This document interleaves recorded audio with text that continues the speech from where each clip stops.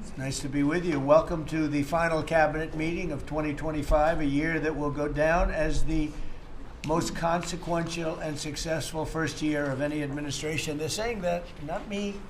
Oh, I say it too, actually, but a lot of people are saying it. And a lot of that is thanks to the men and women in the cabinet. The new and improved cabinet room, I might add. We took pictures down from the vaults. We have vaults downstairs with lots of pictures that haven't been exposed to the world for, in many cases, over 100 years. We brought them up, and we're using them as they should be used. But the cabinet room looks beautiful, like it should now. The Oval Office looks beautiful, like it should. It was not. It was like the rest of the country. It was in disrepair. 1 year ago, our country was dead, and said to me by many leaders, we had a dead country. Now we have the hottest country anywhere in the world. It's true. The hottest country anywhere in the world. Think of that. In 4 long years of the Biden administration, there were just $1 trillion of new investments in the United States in 10 months. We've secured commitments of over $18 trillion. So they had, in 1 year, less than $1 trillion. That's in a period of 4 years. Think of it. 4 years they had less than $1 trillion. In 10 months we have more than $18 trillion. Is that right, Scott? It's even going to be higher than that. It'll be higher by and going up. And we're waiting for the Supreme Court case, and it's so important and so vital for this country because we're not only respected again, we're putting out wars by our trade policies, and we're taking in hundreds of billions of dollars, and our country is wealthy again and secure again, and it's part of national security, and I hope that goes well. I think it's very important, but think of the number. We're going to be over $18 trillion in 10 months, and which is a record times probably 8 or 10 times, I think more than that, for any country. There's never been a country that's had that kind of an investment ever in history. And there's never been a country that's had half of that. It's a tremendous thing that's taking place. We have companies moving in from all over the world, from Mexico, from Canada, from Europe, from China, from Japan a lot. We just had Toyota is going to spend $10 billion, they just announced, on building new plants in this country. Our workers, they're going to be our workers. But they're spending a tremendous amount. So the stock market has set 46 all-time highs. And this last Friday, which is called Black Friday, was the biggest ever online sales that there's ever been by a lot. More Americans are working today than at any time in the history of our country. I mean, these are the facts we have to get out. And, you know, there's this fake narrative that the Democrats talk about, affordability. They just say the word. It doesn't mean anything to anybody. Just say it. Affordability. I inherited the worst inflation in history. There was no affordability. Nobody could afford anything.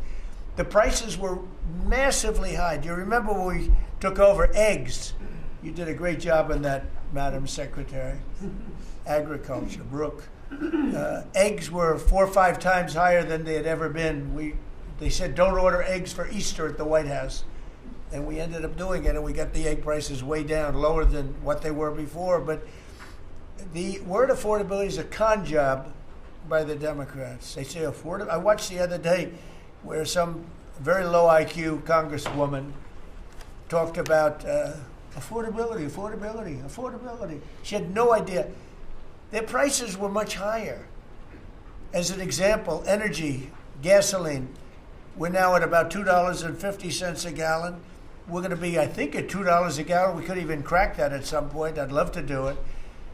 And we could do it more easily if we weren't building up the strategic national reserves, which Biden emptied out before the election so that he could try and get elected, meaning he started it, then he got thrown out of the race. And she took over and she kept it going, and they emptied out these strategic national reserves, which are really meant for something else. They're not meant to keep people happy with their gasoline price. They're meant for war. They're meant for problems, big problems. He emptied it out, and then she continued it during the process of trying to get elected. Didn't work out too well for him. And they virtually brought it down to the lowest level, I believe, in history. And it didn't have much of an impact because the prices were very high. But our prices now for energy, but for gasoline, are really low. Electricity's coming down. And when that comes down, everything comes down. But the word affordability is a Democrat scam. They say it, and then they go on to the next subject. And everyone thinks, oh, they had lower prices. No, they had the worst inflation in the history of our country. Now, some people will correct me, because they always love to correct me, even though I'm right about everything. But some people like to correct me, and they say 48 years. I say it's not 48 years, it's much more. But they say it's the worst inflation that we've had in 48 years. I say ever. But whether it's 48 years or ever, it's pretty bad. We had the worst inflation that we've ever had. Since last January, we've stopped inflation in its tracks. And there is still more to do. There's always more to do, but we have it down to a very good level. It's going to go down a little bit further. You want to have a little tiny bit of inflation. Otherwise, that's not good either. Then you have a thing called deflation. And deflation can be worse than inflation. But we have it almost, we'll soon be at a perfect level. But we inherited the worst inflation. But we have 20 states that are now selling gasoline at less than the $2.75. Think of that, $2.75. And it was at $5 under Sleepy Joe. Grocery prices are down with the cost of Thanksgiving turkey this year down 33%. It was lower than 33% lower than under the Biden administration. Egg prices are way down 86%. Thank you. And mortgage rates, despite the fact that we have an incompetent chairman of the Fed, a real dope, who should reduce rates. I saw even Jamie Dimon said he should be reducing rates. I never saw Jamie Dimon say that. I wonder why he said that. But he really said it because he's right. But we have a guy that's just a stubborn ox who probably doesn't like your president, your favorite president. But they're going to be coming down. We'll be announcing somebody probably early next year for the new chairman of the Fed. I talked to Scott about taking the job, but he doesn't want it. You got the greatest job here. Yes, sir. Right? He said, no, I want to stay chairman. I want to stay right where we are, Treasury. And I think we're doing really great, aren't we? Huh? We're doing great, sir, and it's a great team to be part of. Yeah, no, it's amazing. Under my executive order to lower prescription drug prices, which I think is the single biggest thing we've ever done that nobody writes about because you're fake news. I've made unprecedented deals along with Bobby and Oz and all of the people that work on it. A lot of people that you wouldn't even think work on it, but they do, to slash drug prices by 200%, 300%, 400%, 500%, 600%, 700%, 800%. Nobody's ever heard of it before because I instituted favored nations and no nation agreed to do it. And then I said to the nations, if you're not going to do it, I'm going to charge you 100% tariff, which is more money than we're talking about. And they said, sir, we'd love to do it. Please, we would be honored to do it. And they agreed that they would go along with the whole thing. Nobody thought you could do it because they felt, number one, you couldn't get the drug companies to do it. So we're paying, as an example, for the, let's call it the fat drug, F-A-T, for fat people. Anybody use it at the table? Don't ask. But the fat drug was $135. Think of that. For certain people, $1,300 for certain countries, $1,300 in New York. So in New York, it was $1,300. And in London, it was $135. And a friend of mine called me, he said, what is this? Why is it? He got used to paying $1,300. Well, now what we have it down to is, Bobby, what's the number? Like 150 or something? We have it down to a low number, don't we? Yeah, it's around 100, 125, 150. Yeah, think of that. So we got it down from $1,300 to $125 to $140, depending on various countries. In other words, we're paying the lowest price, tied for the lowest price in the world. People said you could never do that because you couldn't get the countries to agree to it. I did. Every country agreed to it because I said, if you're not going to agree to it, that's okay. I'm going to charge you tariffs. And as soon as I said that, they said, we agree. And then we had to be a little tough with the drug companies, but they came along. The bigger problem was the countries. The countries just wouldn't go along with it, but they did. Every country. So we have reduced drug prices by 500, 600, 700, 800, 900%, depending on the drug, depending on the company, depending on all of the different factors involved. Nobody's ever even thought of drug reductions like that, price reductions. And I told you the story that in my first term, I was so proud of myself because I reduced drugs. It was the first time in 28 years that drug prices were reduced. It was 1/4%. 1/4%. And I was so proud of myself. I said, it's the first time in 28 years that drug prices went down over the course of a year, over the course of a presidency. 1 year, 1/4%. I had a news conference. I was so proud.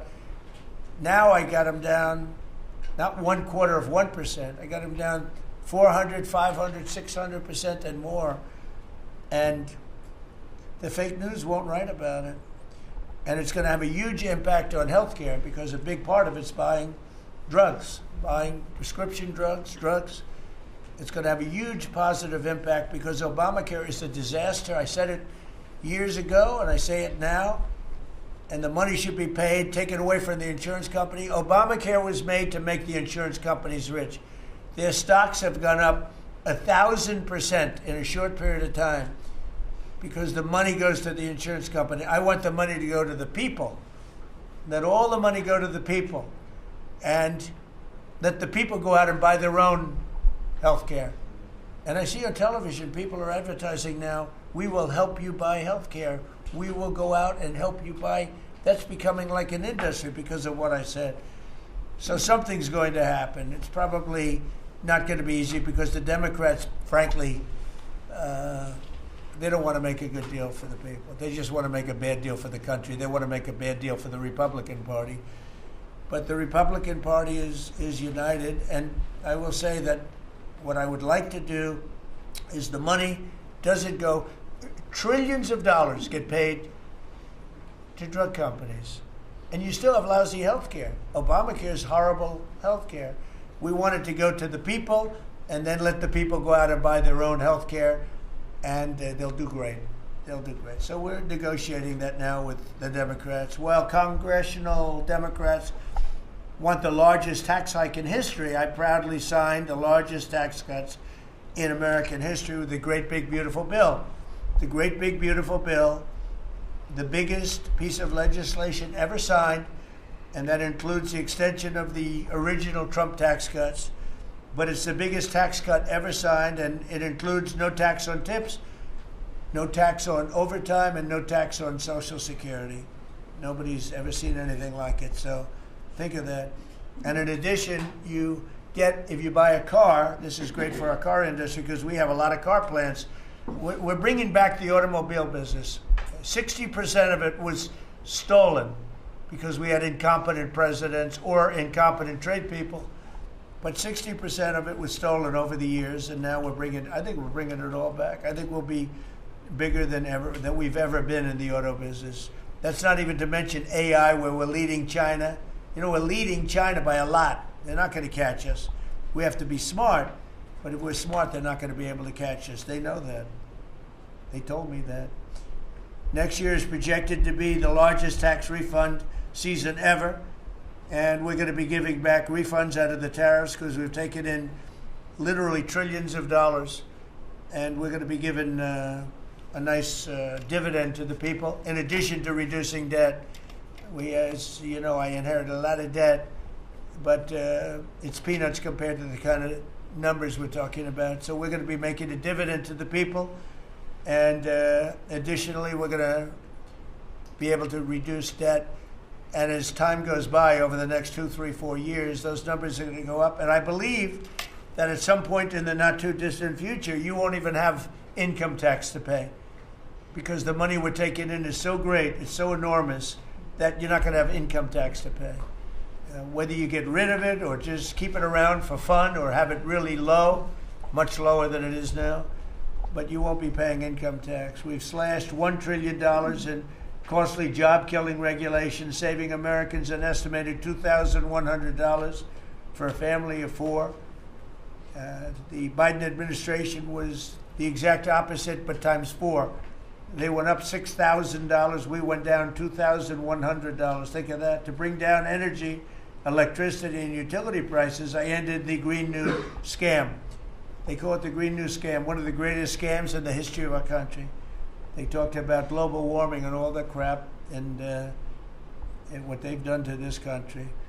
What they've done by allowing 25 million people into our country, many of whom are criminals, many of whom 11,888 are murderers, and we have to get them out, and we're doing it. We're doing it. I think what the job that our law enforcement groups are doing, Christy, you and Tom and everybody, amazing. What you're doing is amazing.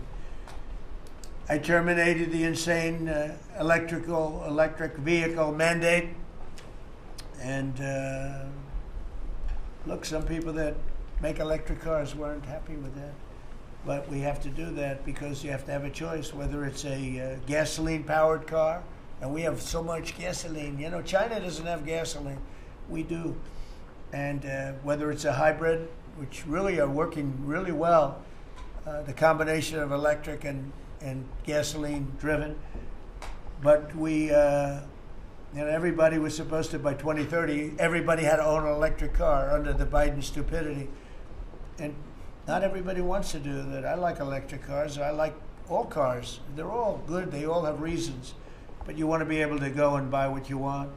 I imposed historic tariffs that are now bringing in so much money that nobody's ever seen anything like it. And countries that were ripping us off, including allies, but they were ripping us off for years. I won't use the names. I won't mention Japan. I refuse to mention South Korea. I will not mention names. But they were ripping us off like nobody's ever been ripped off before, and taking horrible advantage of your country. But now we're making a lot of money. We're making a lot of money because of the tariffs that are pouring in. And it's really national security. Among everything else, it's national security. We've also rapidly turned the worst border crisis in world history. I believe we had the worst border ever in history. I don't care if you had a fourth world country. You know, we allow third world country in. We would allow fourth world war countries in also. It doesn't matter. There was never a border that was as bad as our border. We allowed anybody in with no checks, no vetting. So we've rapidly turned the worst border crisis in world history into the strongest border in the history of our country, and probably one of the strongest borders in the history of the world, because we have nobody coming through.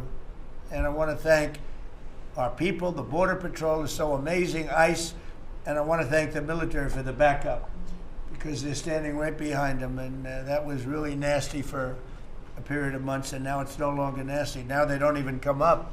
Nobody comes up. It's an easy job. It made your job a lot easier because they know they're not going to get through. And we take people in, but they have to come in legally.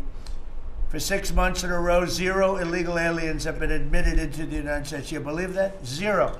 We had millions of people coming in a year, millions. Now we have 0 for 6 months. And these are given by radical left people that do the numbers. I mean, they're not doing me any favor. They're being we don't have our net numbers are unbelievable. But we had 0 people in the last 6 months. Illegal border crossings along the U.S.-Mexico border have plummeted to the lowest level ever recorded. And nobody talks about that anymore. You know, it's crazy. They don't talk about it. You think they'd say, well, Trump's done a great job in the border. This country is being destroyed by the border. But you always find something new, like, is he in good health? Biden was great, but is Trump in good health? I sit here, I do 4 news conferences a day. I ask questions from very intelligent lunatics, you people.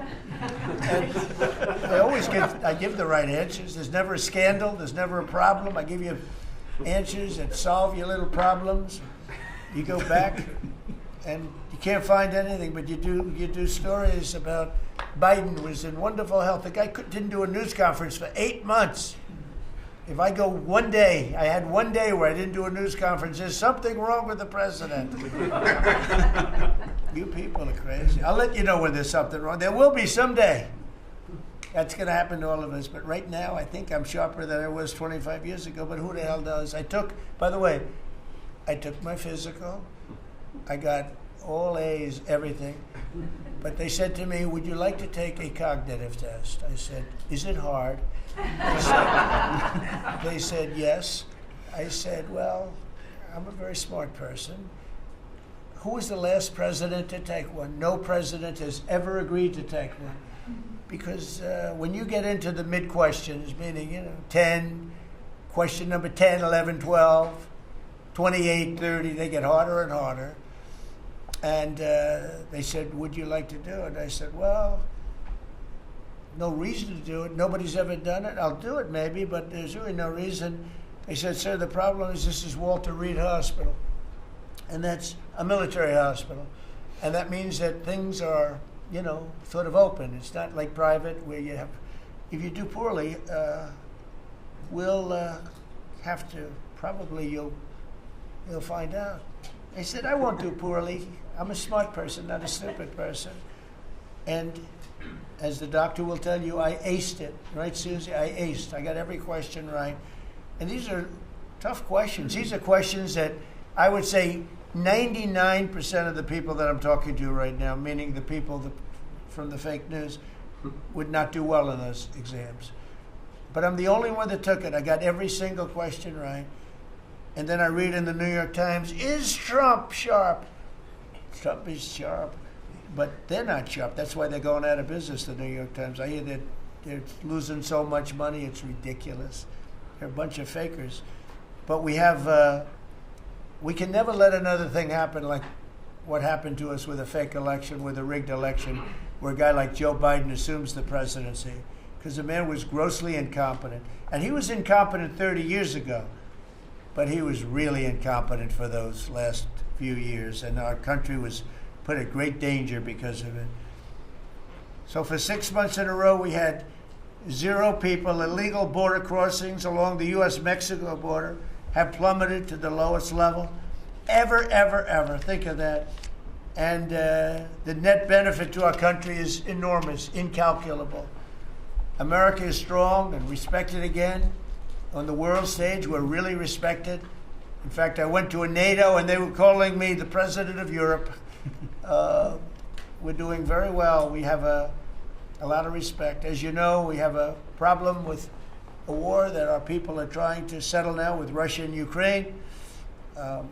We are not involved in the war monetarily anymore. Biden gave away $350 billion like it was candy. That's a massive amount of money.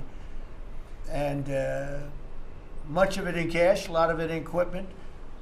I don't give away anything. We sell the equipment to NATO. The European nations pay us for the equipment, 100% price. And then they bring it to Ukraine or whatever they do with it. But we're trying to get that settled. I've settled 8 wars. This would be the 9th. And our people are over in Russia right now to see if we can get it settled. Not an easy situation. Let me tell you what a mess.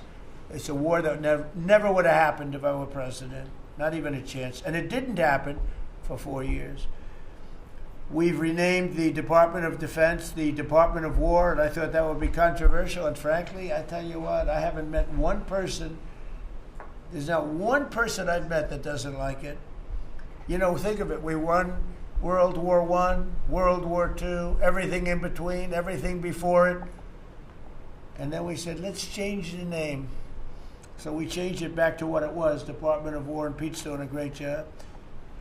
We ended 8 wars. Think of that. 8 wars, but we're going to do one more, I think.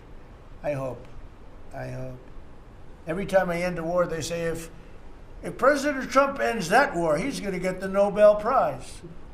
So I end that war. Well, he won't get it for that war, but if he ever gets it for the next war, now they're saying, if he ever ends the war with Russia and Ukraine, he's going to get the Nobel Prize. What about the other 8 wars? India, Pakistan. Think of all the wars I ended. I should get the Nobel Prize for every war, but I don't want to be greedy.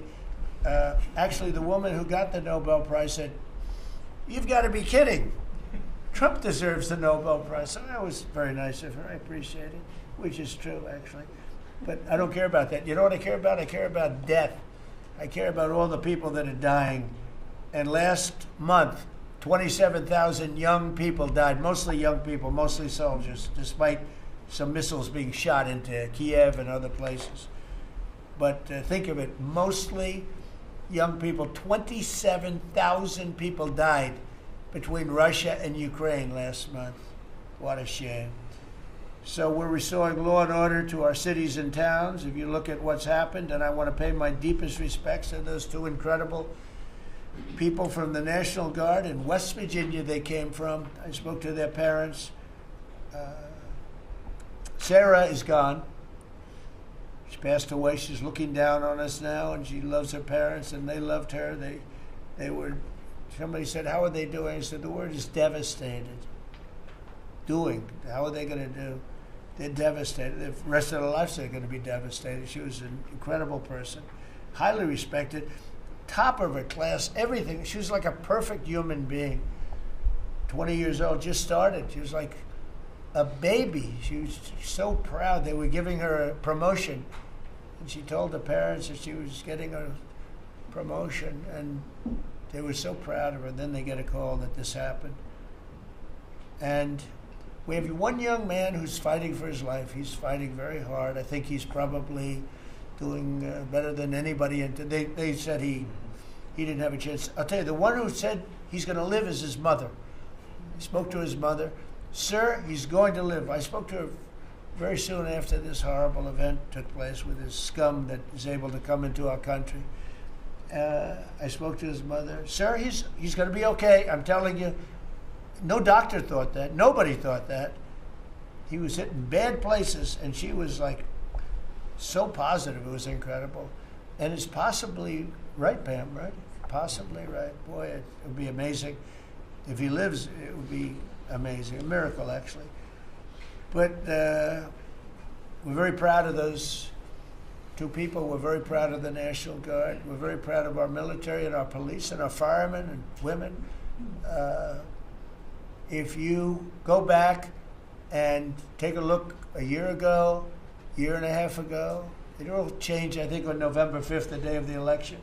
But you go back before that, you couldn't get people to join the military, Pete, right? They didn't want anything to do with military. They wanted nothing to do with joining the police or the fire. They wanted nothing to do with anything. They had no spirit. The country had no spirit, nothing. And now we just had the highest recruitment in history, and we're getting great people. We're getting great people. And I will say, despite what just happened, Washington, D.C. has become a really safe place. And I guess this lunatic probably was upset that the National Guard is so effective, because we were really, really effective, and we are. And Washington, D.C. is now considered a very, very safe city. We had crime numbers a year ago that was so bad, embarrassment that the city, the capital of this country, could have numbers like that. And Washington now is, no murders, no this. It's been a miracle also what happened here. And now we're in Memphis, and we're going to New Orleans pretty soon. Over there, the governor called me. He'd like to have us go there. Governor Landry, great guy, great governor. He's asked for help in New Orleans, and we're going to go there in a couple of weeks. And we're doing a real job. Even Chicago's down a little bit because we have a minor force there. We could knock it down within 4 or 5 weeks. We could bring it down to almost nothing. But we have a governor that's grossly incompetent, and we have a mayor that's even more incompetent than the governor. He's a very low IQ person. And typically low IQ people don't make good mayors. So I want to thank all of our cabinet members. They're high IQ. Let me see one. Yeah, generally speaking, a couple I'm a little concerned about. No, but I want to thank, we have a great cabinet, an amazing cabinet, amazing people. All of them, sort of have become stars. We're getting credit for the good cabinet, actually. And I just want to wish everybody a great holiday. We've I think, done a great job with the White House, bringing the White House back. You see the Palm Court that was redone. The Lincoln bedroom was redone. The Lincoln bathroom is now gorgeous like it should have been. It was terrible green tile that was never the way it was supposed to be. It was done in the 1940s, actually, but it was not proper. And we're restoring the White House just like we're restoring the country, and people are thrilled. But the First Lady's done a beautiful job with the Christmas trees and all the decorations. I see the wreaths on the windows. I've never seen that before, on the windows of the White House. And you know, it's 4 stories high. I said, how did they get that wreath? They had people going up in a little dangerous. I wouldn't want to do it. But they put them up, and we have wonderful people working in the White House, and they're really proud to bring the building back. Because this building was a little bit like the country. It was mishandled, it was mistreated, and now it's being given love.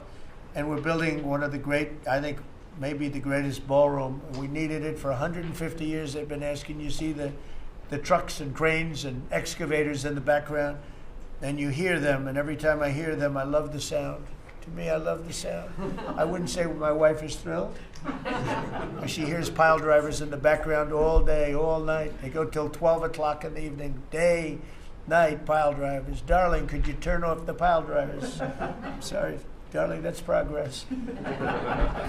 But no, we're doing great. It's going to be I think it's going to be the finest ballroom ever built, and we're going to have it here. They've wanted it for 150 years. Think of that.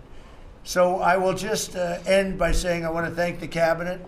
It's been a great cabinet. Let's think of it. Time flies, but this is our last of the year, as I said, and I just think you've done a fantastic job. And we're going to go around the room. We'll go quickly, but we're going to go around the room, and we'll start with Pete, and you'll tell us about some of the achievements. And some of you have achievements that are so big, I don't want you to go through the whole thing because we don't have time. But we'll start with Pete, and then if you want, we'll take some questions at the end. Please, Pete. Well, thank you, Mr. President. As you said, it has been a historic year at the Department of War. Recruiting and retention over this year are at the most historic levels our country has ever seen. When I had a chance to be on an aircraft carrier destroyer over Thanksgiving, the spirit in our ranks since the election under President Trump is unprecedented. I've never seen anything like it as a soldier myself in uniform, and I know a lot of you feel the same way. We've ripped out the DEI and the political correctness. It's all merit-based at the department. We're getting back to basics: accountability, training, readiness, lethality, and that's reviving that spirit. And Mr. President, we're rebuilding the military, historic investments. I just took briefings on the Golden Dome and F-47, next generation capabilities that are going to make sure that for generations to come, America has the most powerful, most capable, most lethal military in the world, which you have rebuilt once and we're rebuilding again. And then we're reestablishing deterrence and credibility. If you look at what happened, we deal with every day the outcome of what happened in Afghanistan, the debacle under Joe Biden. We just dealt with it in the streets of Washington, D.C. with those 2 National Guardsmen. And then what happened on October 7th with Hamas, what happened in Ukraine, a war that never would have started under President Trump. We're having to rebuild that. So whether it's freedom of navigation and taking the fight to the Houthis, whether it's Midnight Hammer, those beautiful B-2s going 37 hours back and forth, undetected, delivering with precision, and Iran not getting nuclear capabilities, Europe and NATO stepping up to 5%, locking down our southwest border. It's been an honor to work with Christy and Tom and everyone else down there to lock it to 0, operational control of our border. And then it's getting after and going after narco-terrorists and designated terrorist organizations in our own hemisphere. As I've said, and I'll say again, we've only just begun striking narco boats and putting narco-terrorists at the bottom of the ocean because they've been poisoning the American people. And Joe Biden tried to approach it with kid gloves and allowed them to come across the border, cartels take over community, 20 million people, hundreds of thousands of Americans poisoned. And President Trump said, no, we're taking the gloves off. We're taking the fight to these designated terror organizations, and that's exactly what we're doing. So we're stopping the drugs, we're striking the boats, we're defeating narco-terrorists, and we're standing... And Peter, you may say one thing, that drugs coming in through the sea by sea are down 91%.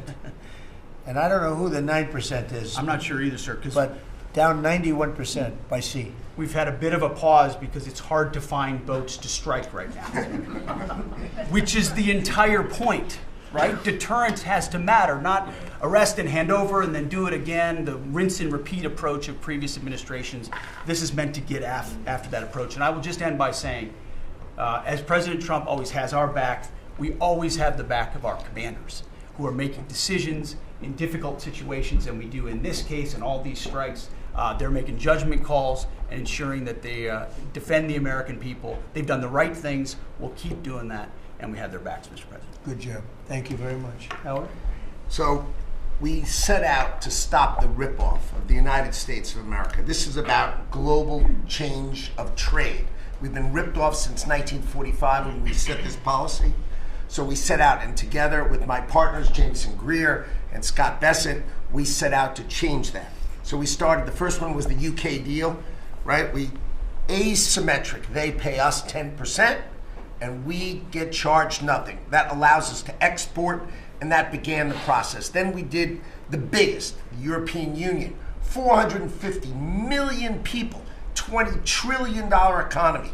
They completely opened their borders to us, and we charge them 15%. That makes America $100 billion a year and turns it back to where our economy is the best. And so it proved that President Trump's trade agenda was the right trade agenda. Then we go to Japan and Korea. They offer us $750 billion in cash to build in America at the president's direction. And we're going to start, as an example, nuclear. Right? We need to have a nuclear arsenal in America of power, the generation of power. So we're going to build hundreds of billions of dollars, financed by the Japanese and the Koreans, meaning they give us the money, we build it here, and we split the cash flow 50-50. We're going to build ships, $150 billion worth of ships in America. That changes the way things work, right? After those trade deals, then you go to how are we going to reshore? Right? Let's start talking about the auto industry, right? We've been competed against by Koreans, the Japanese, the Europeans. We're kicking our tail. President Trump changed it. 25% tariffs, bring it all home. This year, General Motors stock up 40%, Ford up 34%. And on the same day that we announced we had set all the tariffs, Sean Fain, the head of the United Auto Workers, called and said, I can't believe I'm calling a Republican Secretary of Commerce to tell the president that this is the greatest administration for auto workers in America. Stocks up and auto workers up. That proves that President Trump understands how to take care of the whole ecosystem, both the companies and, more importantly, the people who work there.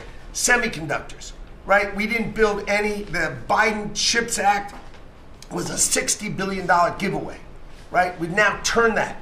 $300 billion is committed to America. That's going to go up to $750 billion in the next 60 days, right? And then you go to pharmaceuticals, right? $250 billion being invested in America, and then working together with Bobby Kennedy, right? Pounding away on that MFN, working together as a joint team.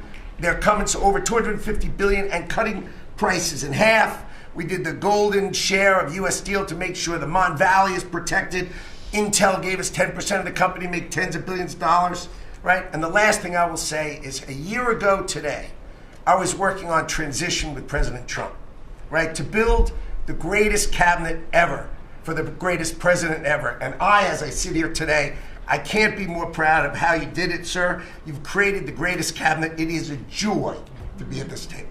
You know, one thing we will mention, so they came to see me from Intel, and they had a problem. I said, look, we'll fix your problem, but I think the United States is entitled to 10% of your company. And the chairman looked at me and he goes, you have a deal. Tell him, how much money have we made since I made that deal? It's only $40 billion. 40 billion. We made $40 billion. That was, what, 3 months ago? Does anybody write about it? Nobody writes about it. That's okay. Mr. Secretary, how are we doing with transportation? Well, Mr. President, so just quickly on aviation, many of you heard that we have an infrastructure made of copper. We have to transition to fiber. The last administration said it was going to take more than 10 years to complete the transition from copper to fiber.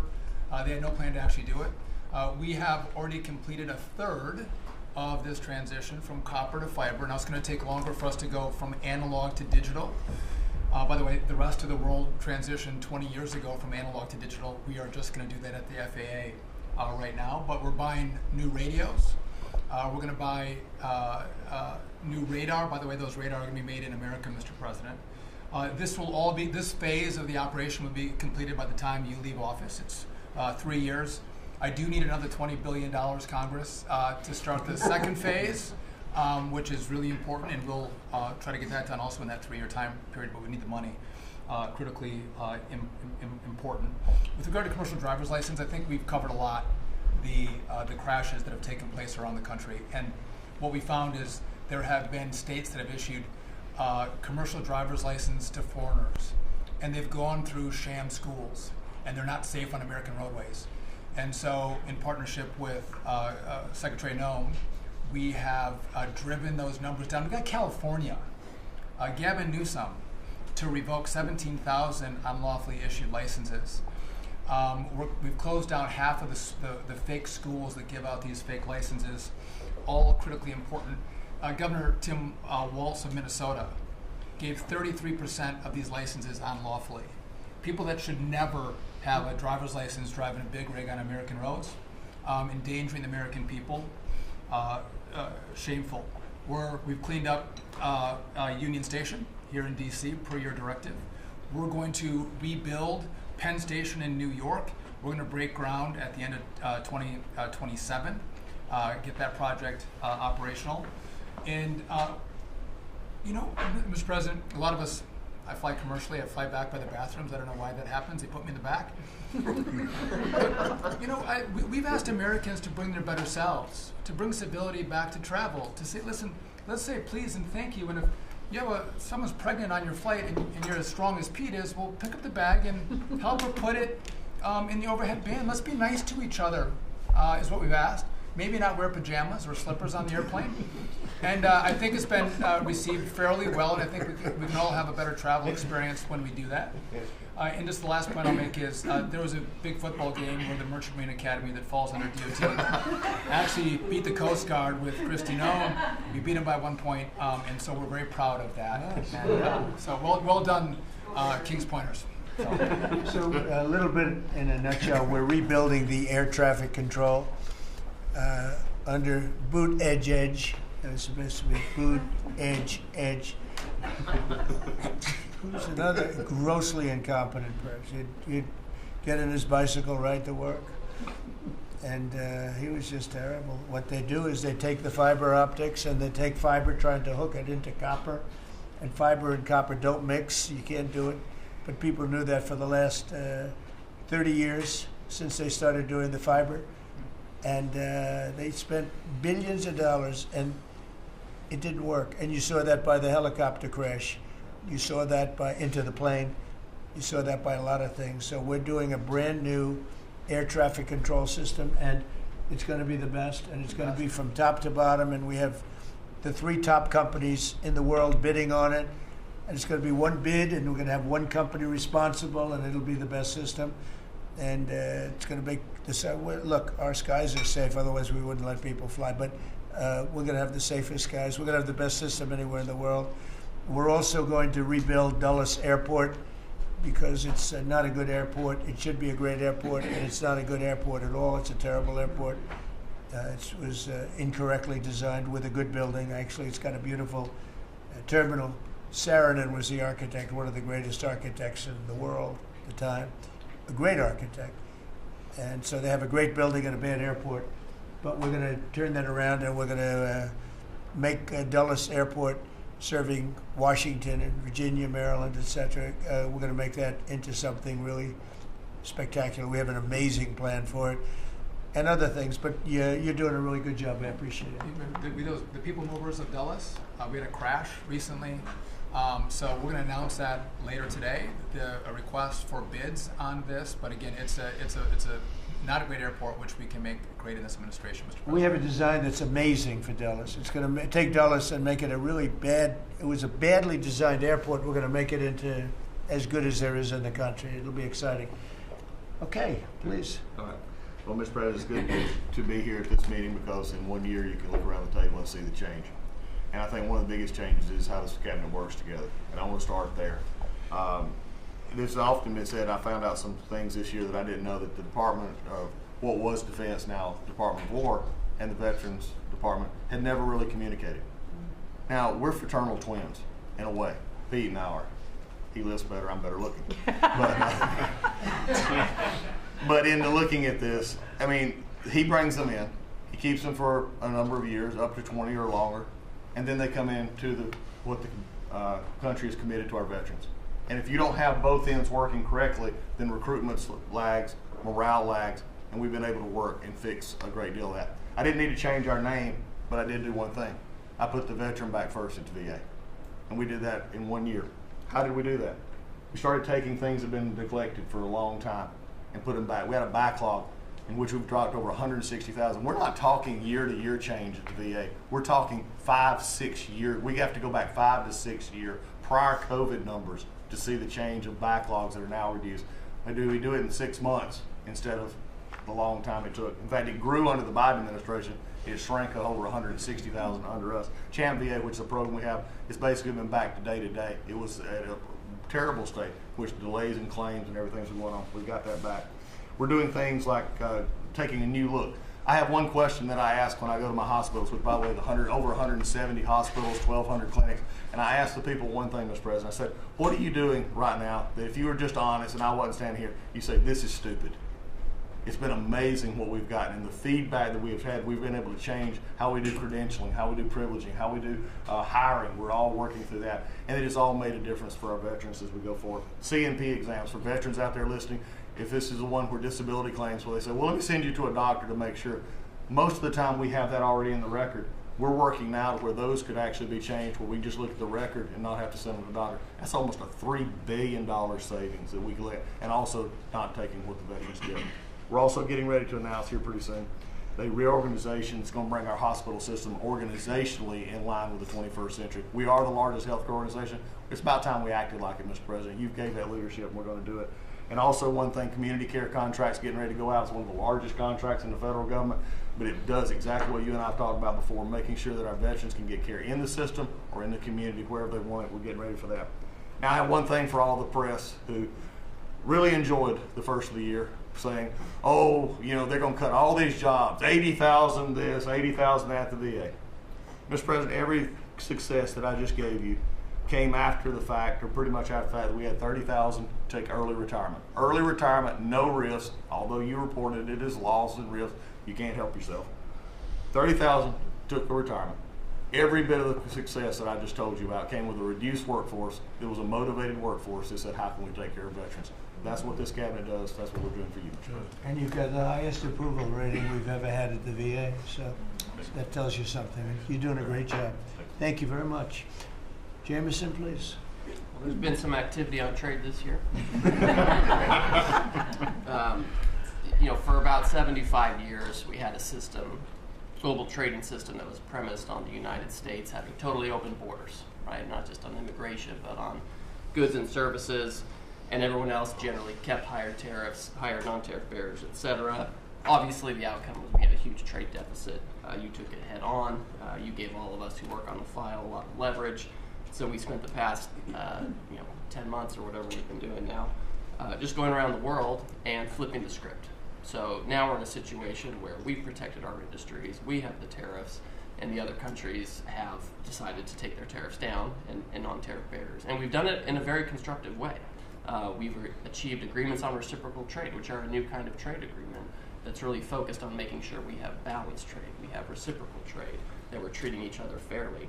And it's been embraced by the international community. And it's going to be exciting to see what it's like 5 years, 10 years from now, because you've changed it. And that's how it's going to be now. And I think you should be commended for it, and we look forward to seeing what comes in the next few years. Thank you very much. You're doing great. He's doing a great job. Thank you very much. Please. Thank you, Mr. President. Last time I was here, I said that the amount of dereg that we had for regulatory was 30-1. Since then, it's up to 48-1. Your goal had been 10-1, which was in excess of 6-1 in the first term. It's actually much higher than that, but I made my team redo the threshold a little bit because it sounded so unbelievable. But the amount of work that's being done with this entire team is astronomical. And another detail in that is that when we propose a rule, some of the biggest ones that you care the most about don't go into that count until they are finalized. So next year's we should be even more eye-popping. One of those to talk about is the federal acquisitions regulations, which you gave us a charge 6 months ago to dramatically reduce. In 6 months, we've lowered it by 25%, 500 pages, 2,700 mandates, which is a third of the mandates. That's going to lead to savings, competition, and speed. So probably $40 billion for the agencies in savings over the course of 10 years. When we get up and running, it'll be north of between $200 and $400 billion. Competition, about 45% of government bids only have one bidder. So you got no competition in that situation.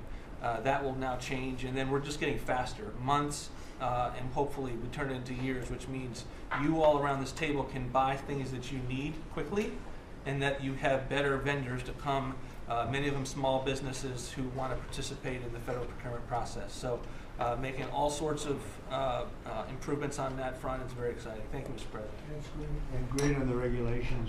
We're cutting them at levels never seen before. And I have the record from the first 4 years, but we're blowing that record away, so it's been really great. Good.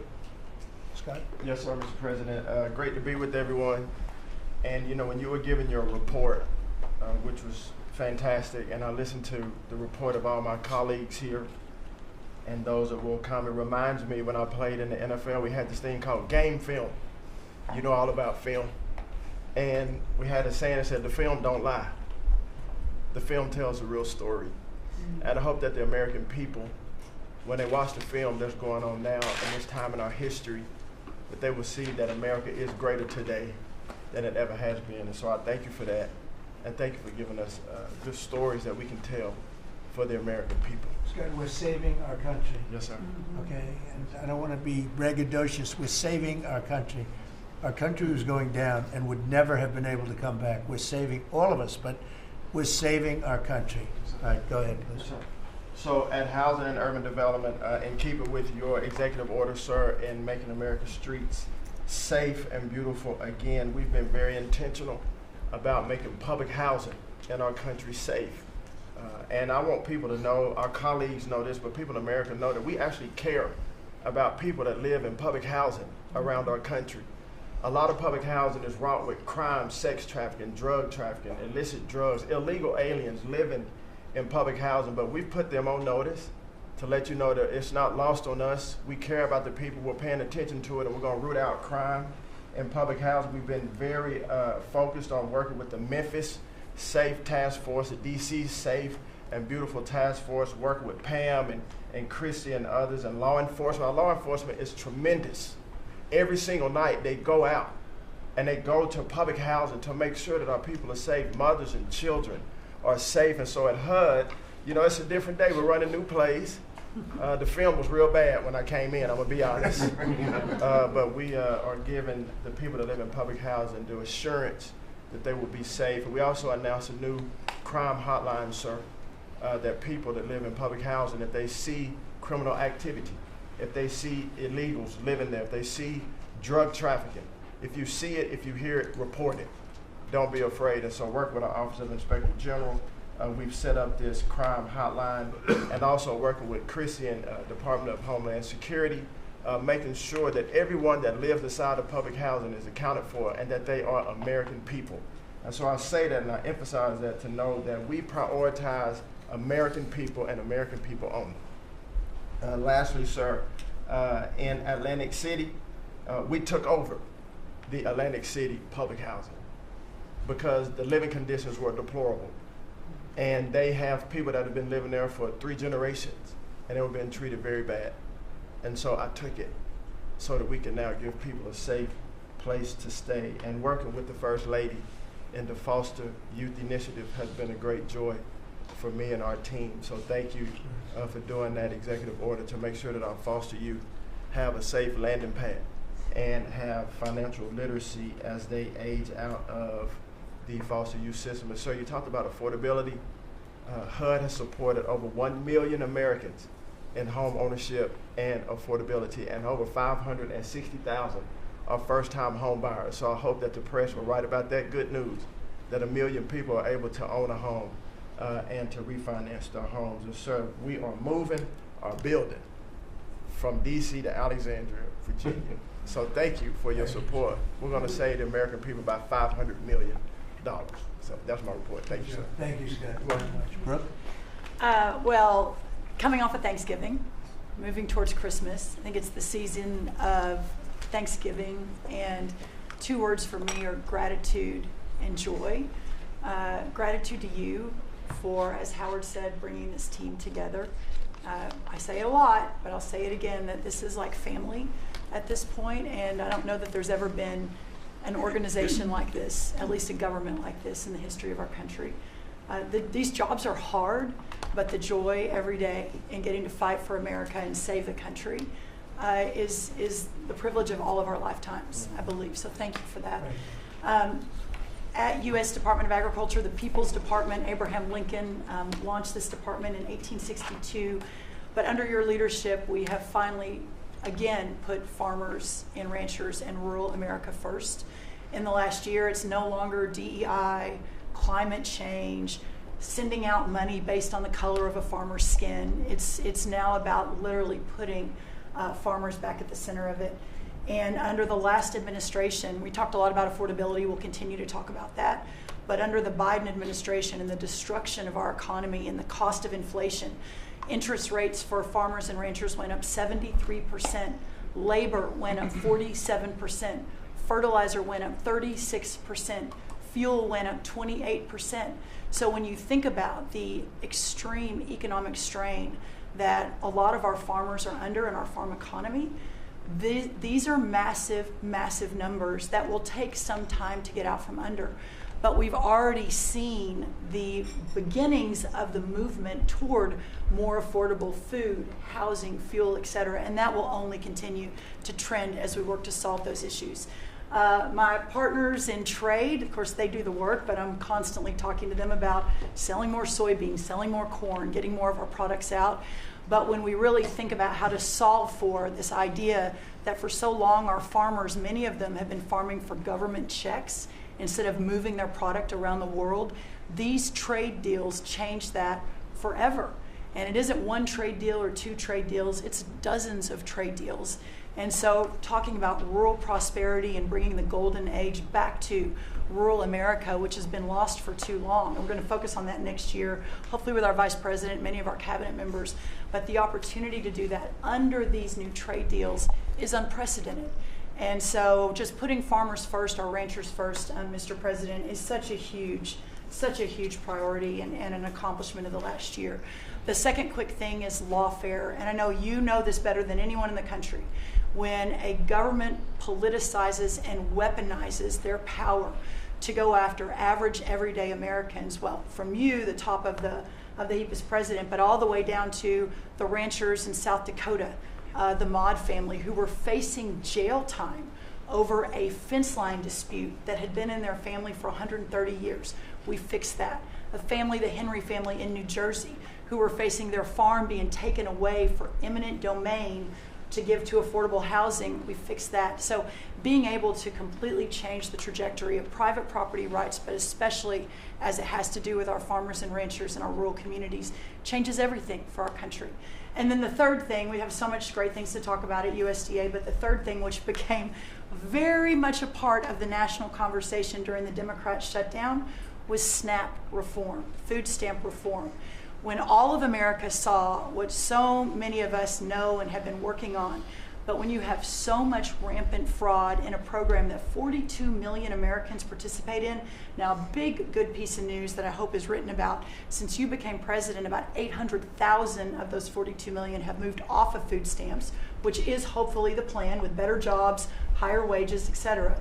But still, when we found 186,000 dead people, or dead people's Social Security numbers being used, 500,000 people receiving benefits more than twice. We had a couple of people receiving benefits in 6 states. In February of this year, we asked for all the states for the first time to turn over their data to the federal government, to let the USDA partner with them to root out this fraud, to make sure that those who really need food stamps are getting them, but also to ensure that the American taxpayer is protected. 21 states said yes, not surprised. 29 states said yes, not surprisingly, the red states, and that's where all of that data, that fraud comes from. But 21 states, including California, New York, and Minnesota, the blue states, continue to say no. So as of next week, we have begun and will begin to stop moving federal funds into those states until they comply and they tell us and allow us to partner with them to root out this fraud and to protect the American taxpayer.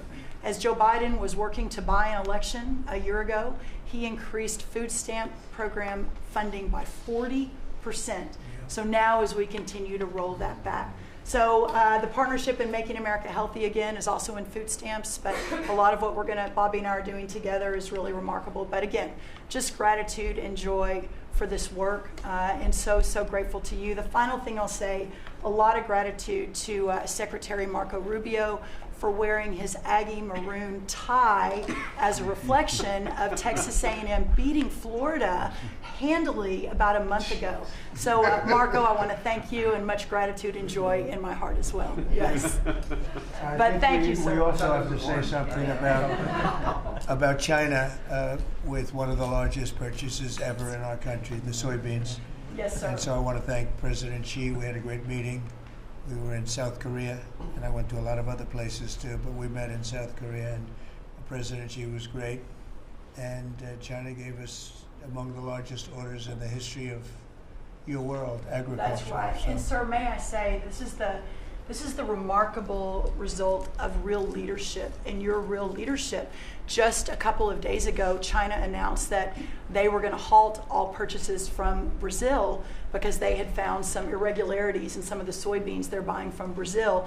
And what that means is a continued signal that this country and our farmers produce the best, highest quality soybeans, sorghum, et cetera, in the world. And what you've been able to do is open those markets up and again, move toward an era where our farmers are not so reliant on government checks, but they have the markets to sell their product. Having said that, we do have a bridge payment we'll be announcing with you next week as we're still trying to recover from the Biden years. That's right. To help the farmers. We're going to help the farmers. They did not help the farmers. That's right. Thank you very much. Thank you, sir. Scott? Mr. President, it's been a great year on the economy, but the best is yet to come. The tens of trillions of dollars that have come in investment, both the portfolio investment by companies, investment by countries, that is turning into a CapEx boom for the U.S. Capital expenditures up 15% in history. When CapEx is up, jobs will follow. The One Big Beautiful Bill is an incredible, as you said, thanks to your leadership, along with Speaker Johnson, Senator Leader Thune, we had that done on July 4th, which everyone said was impossible. And the great thing about that bill, sir, for the American people, it's for industry, 100% expensing, build your factory here, you can write it off immediately, but you also insisted on the 4 benefits for working people: no tax on tips, no tax on overtime, no tax on Social Security, auto deductibility for American cars, and that is retroactive. So as a result, in 2026, we are going to see very substantial tax refunds in the first quarter.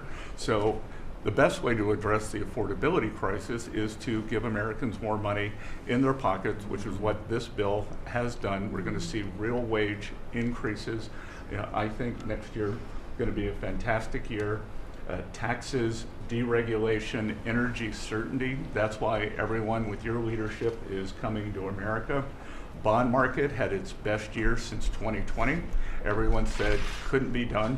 So we're going to have growth. We've had 2 4% quarters before the Schumer shutdown. We're going to go back to that. So not only are we going to have great growth, but it's going to be low inflationary growth.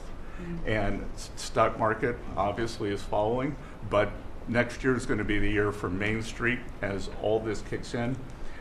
And you came in, immigration, I called it the 3 I's, immigration, interest rates, and inflation, that were killing the American people.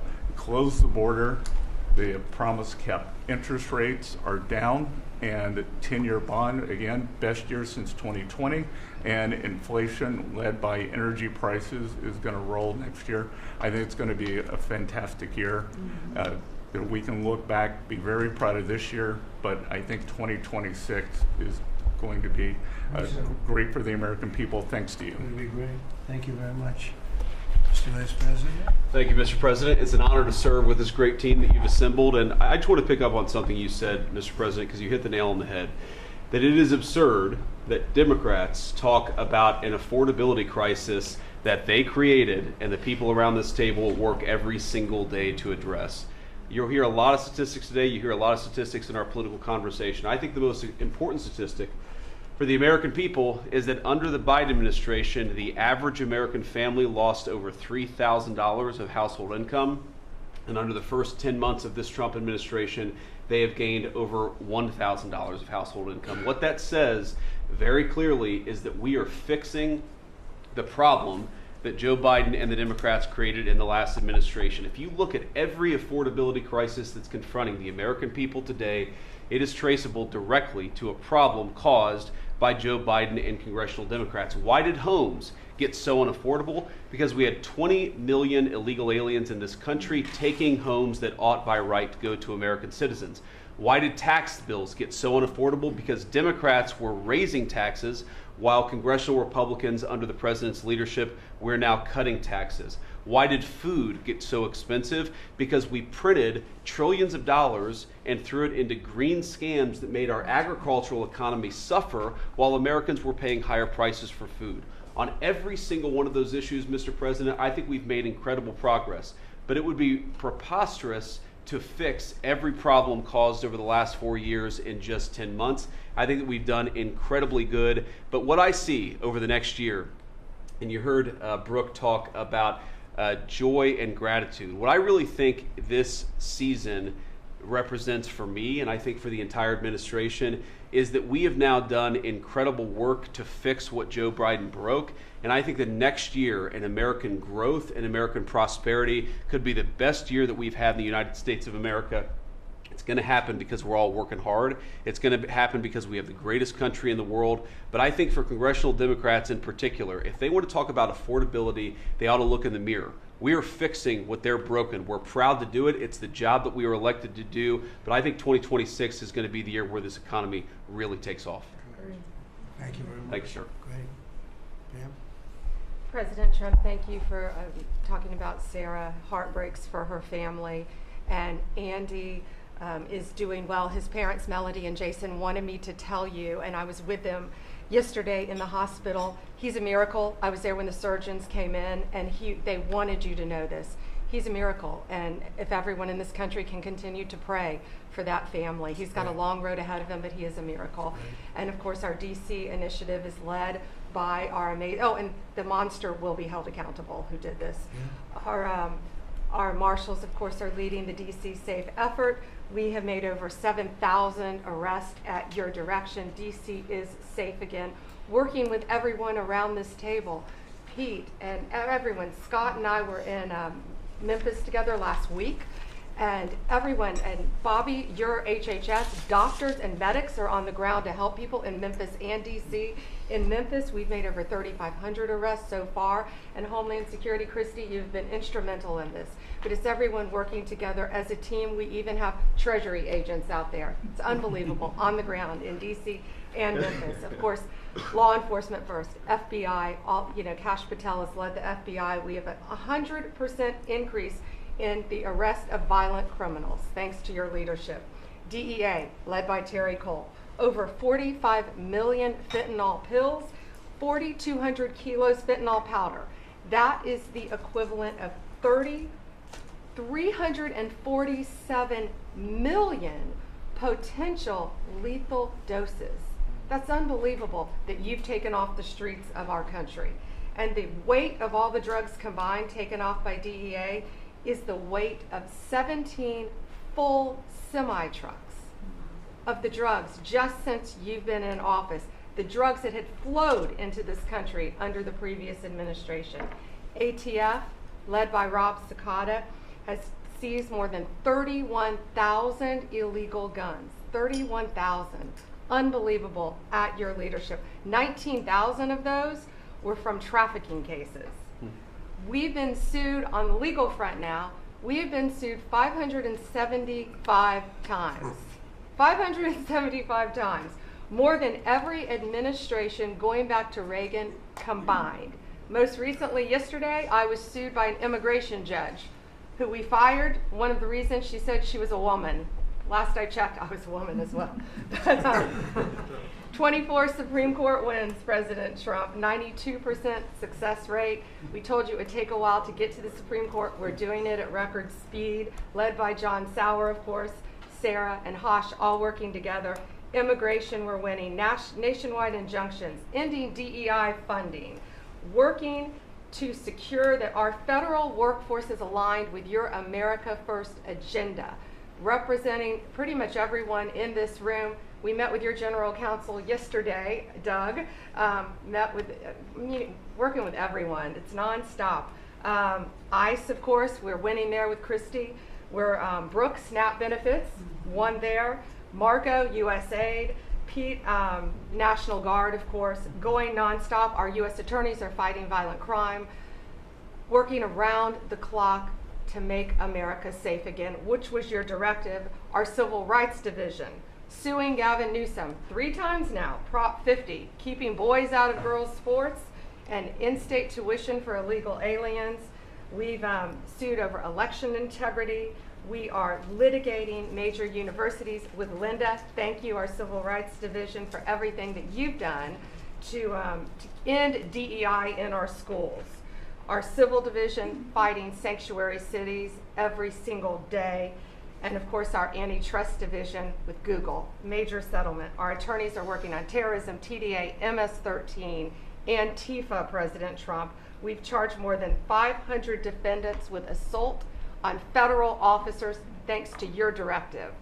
And also, we have dropped countless cases against Americans that were prosecuted under the Biden administration, including J6, COVID, FACE Act, and more.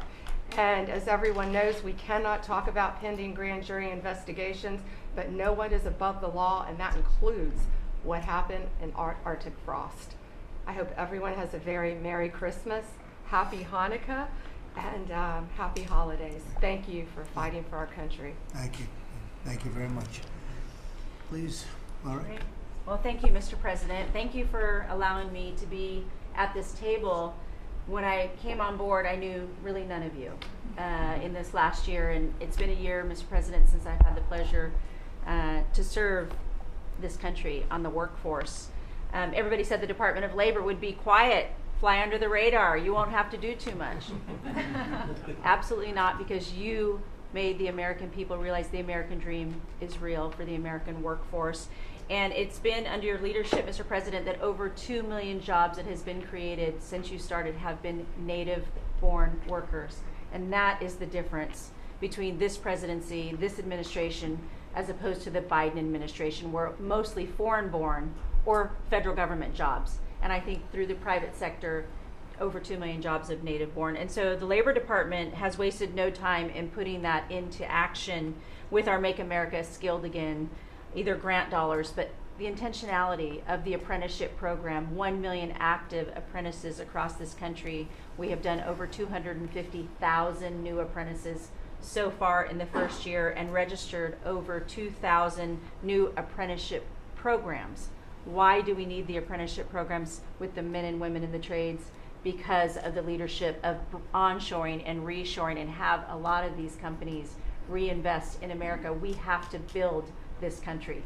We cannot do that without the tradesmen and women and the craftsmen of this country. And I think that, you know, Howard and I, we talked about that from the beginning, and we're going to have to lean in on that because we need the labor force, 700,000 new skilled jobs with electricians, construction workers, machinists, and so forth. And as I traveled with the Vice President as well, we see that on the manufacturing floors of this country, they're in desperate need. The Department of Labor are going to get the workforce skilled again. Working with Secretary McMahon as we move a lot of the education out to our respective states, we are now working together, and we have deployed $86 million in investments, and a lot of that is in AI infrastructure jobs to have our new workforce proficient and literate in AI if we're going to continue to lead the AI race, and we're working on that. And the Department of Labor is now creating and will soon launch the AI infrastructure and workforce hub, which we will be able to track that metrics to see exactly if these dollars are going correctly. Integrating education and workforce with, obviously, Administrator Loeffler and I are on the road a lot together because we're talking about Main Street as well as a lot of the manufacturing jobs, and how we're being an ally to our businesses as opposed to an adversary. For far too long under the Biden administration, we were adversaries to our business owners, and we want to give them a leg up always and make sure that we're paying attention. And we want our workforce to be educated. We do not need the numbers that we have seen across this country where our 4th through 8th graders cannot read, write, or do any math, and they are our future workforce. We have to depend on the American worker first. Also, lowering healthcare costs in line with the executive order. I'm working with Treasury and HHS, and rulemaking is underway to expand healthcare transparency and make pricing more affordable for our employers who offer these to their employees. Promoting retirement security. The department rescinded the Biden administration's guidance that restricted the use of crypto in the retirement investments, and we're seeing more and more of that, where we also rescinded the supplemental statement that discouraged the fiduciaries from considering the alternative assets for 401ks, and that will also come through the Department of Labor, that rulemaking. Ending abuse of cheap foreign labor at the expense of the American worker. We launched over 200 investigations into companies who will have abused and or fraudulently against the American worker. So Project Firewall was released. Thank you, Mr. President. We want the trained workforce, but we will root out the fraud and abuse, and we'll protect the American worker first.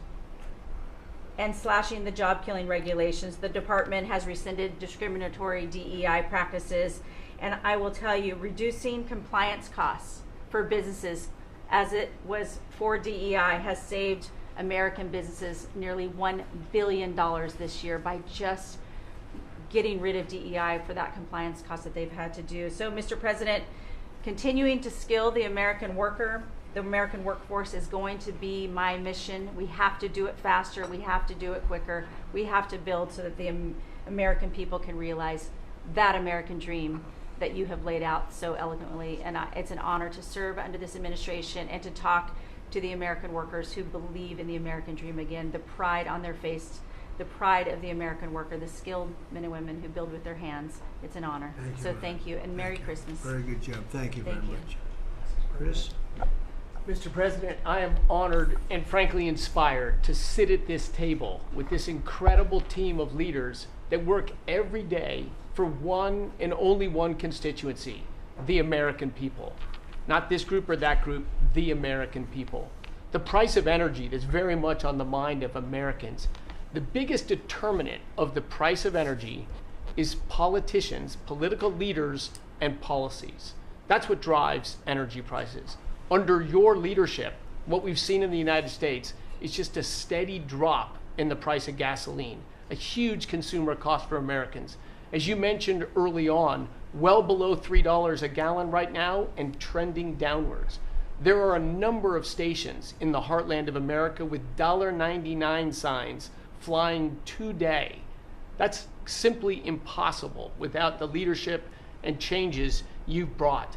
Now, of course, you can go to California, where the average price of gasoline is between $4.50 and $5 a gallon today in California. That's just bad political leaders there and bad policies in California. And taxes. And taxes. Taxes they charge on gasoline are just insane. Terrible. And electricity prices is a very parallel story, but it's a bigger moving ship, so the changes are a little bit slower. But Americans are outraged at roughly 30% rise in the average price of electricity across this country. But everything we are doing together is going to reverse that. not just stop the rises, but start a downward trajectory in electricity prices. And I can say that with confidence, not because we think these policies will work, we know these policies will work, and I'll get to that in a second. We're going to stop closing power plants. We've already done that, of course. Stop closing the coal power plants and natural gas plants that were shut down. We've got over 30 gigawatts of generators just sitting there today, not allowed to run. Well, of course, we're fixing that immediately. We're going to bring on from our existing grid tens of gigawatts more capacity that'll drive down the cost of electricity. But if we look at the last 5 years to see what works and what doesn't work, the most Trump-aligned policies in the electricity sector were by, no surprise, one of your cabinet members, Secretary Burgum, for 8 years governor of North Dakota. Over the last 5 years, production and demand for electricity in North Dakota grew 35%. Think what data center boom's going to do, and what happened?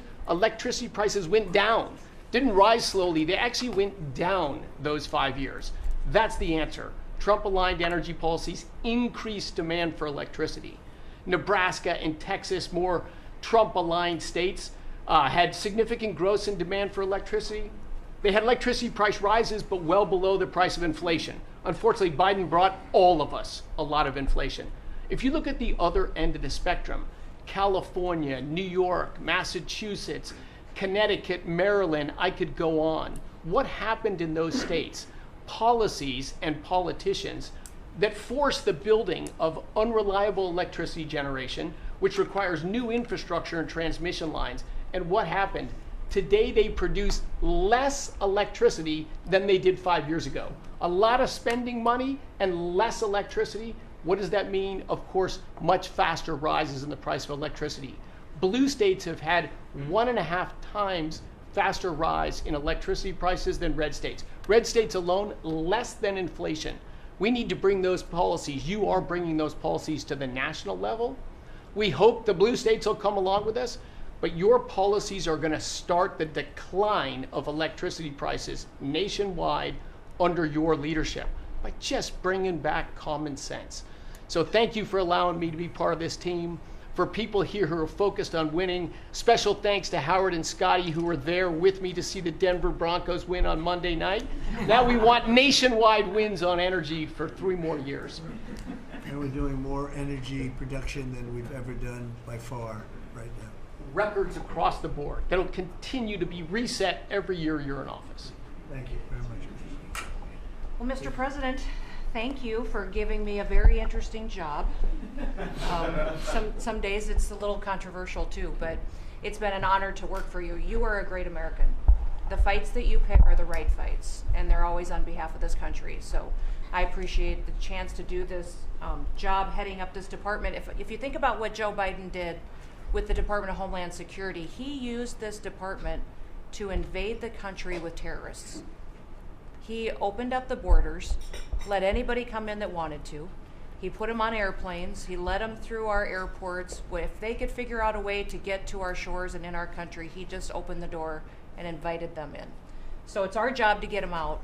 And I want to thank you for this team, because I look around the table and I think every single person here has helped me do my job over the last year. They've supported us at the border and given us resources. Marco negotiates all the travel documents and relationships with other countries to take their people home. 2 million people have gone home already. The people that were here illegally, you've removed from our country and sent home. And we're going to send more home for the holidays too, and make sure that they get to be with their families in their countries. Yes. Mostly the bad ones. That's right. Pam. Focus is the bad ones. That's right. And there are a lot of them. Terrible, horrible people. And Pam makes sure she's fighting for us in court so that we can get up every day and be bold. We're going to hire our 10,000th ICE officer. Will be on the job within 10 days. So we have hired 10,000. We've had hundreds of thousands of applications. We've got within the department, TSA went through this government shutdown without any delays. They all showed up for their shifts and worked hard doing security. And they have been absolutely fantastic. Sir, you made it through hurricane season without a hurricane. Yeah. And so FEMA, you kept the hurricanes away. So we appreciate that. And FEMA is deploying resources and dollars 150% faster than ever before. So somebody does have something bad that happens to them, you are immediately there helping them and telling them they have the resources to get back up on their feet. So we have built and deployed hundreds of miles of border already. You have cut the fentanyl flow over the southern border by over 56%. You've saved hundreds of millions of lives with the cocaine you've blown up in the Caribbean. And, you told me to look into Minnesota and their fraud on visas and their programs. 50% of them are fraudulent, which means that wacko Governor Walz either is an idiot or he did it on purpose. And I think he's both, sir. He brought people in there illegally that never should have been in this country, said they were somebody that they're not. They said they were married to somebody who was their brother or somebody else. Fraudulent visa applications, signed up for government programs, took hundreds of billions of dollars from the taxpayers, and we're going to remove them and we're going to get our money back. And we're going to, this next year, make sure that we only put people in leadership positions in this country that love this country and have its back. So thank you for letting us get up every day and have a purpose. We appreciate you. Thanks, Chris. Appreciate it. Mr. President, you're exactly right. We are saving this country. We're doing it one Main Street at a time, and we're doing it at record speed and at record levels. Under your leadership, small business optimism, according to the U.S. Chamber Index for small businesses, has reached an all-time high in the history of that index. So on Main Street, the economy is coming back thanks to your leadership, thanks to getting Biden inflation under control.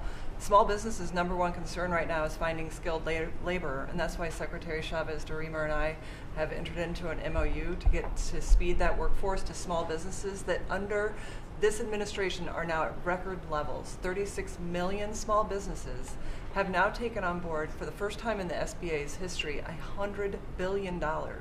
That's $45 billion in small business lending at 85,000 small businesses, most of that under your term, and $52 billion out to small business investment companies. So we are running this agency like the best run bank in the country. We are growing small businesses across Main Street, and we're deregulating to the tune of $100 billion, working with all my fellow cabinet members. And thank you for putting together the best cabinet in history. Iron sharpens iron, and thank you for bringing such a strong leadership group together. And then finally, I've walked factory floors from Alaska to Maine, and the workers, the small businesses, most manufacturers in this country are small businesses, 600,000 of them. They are so grateful to your fair trade, low inflation, deregulation agenda that is creating national security and economic security in this country like never before. And so I want to also finally thank you for bringing faith back to the White House, to this administration. I want to thank Brooke for hosting the Cabinet Bible Study and invite everyone tomorrow to Bible study and making this country something that we can be so proud of under your leadership. And I am so blessed and honored to be part of this team. So thank you, Mr. President. Thank you very much. Thank you, Mr. President, for your leadership. I am truly grateful to be a member of your team here at this table to help support you in delivering on the promises that you made to the American people.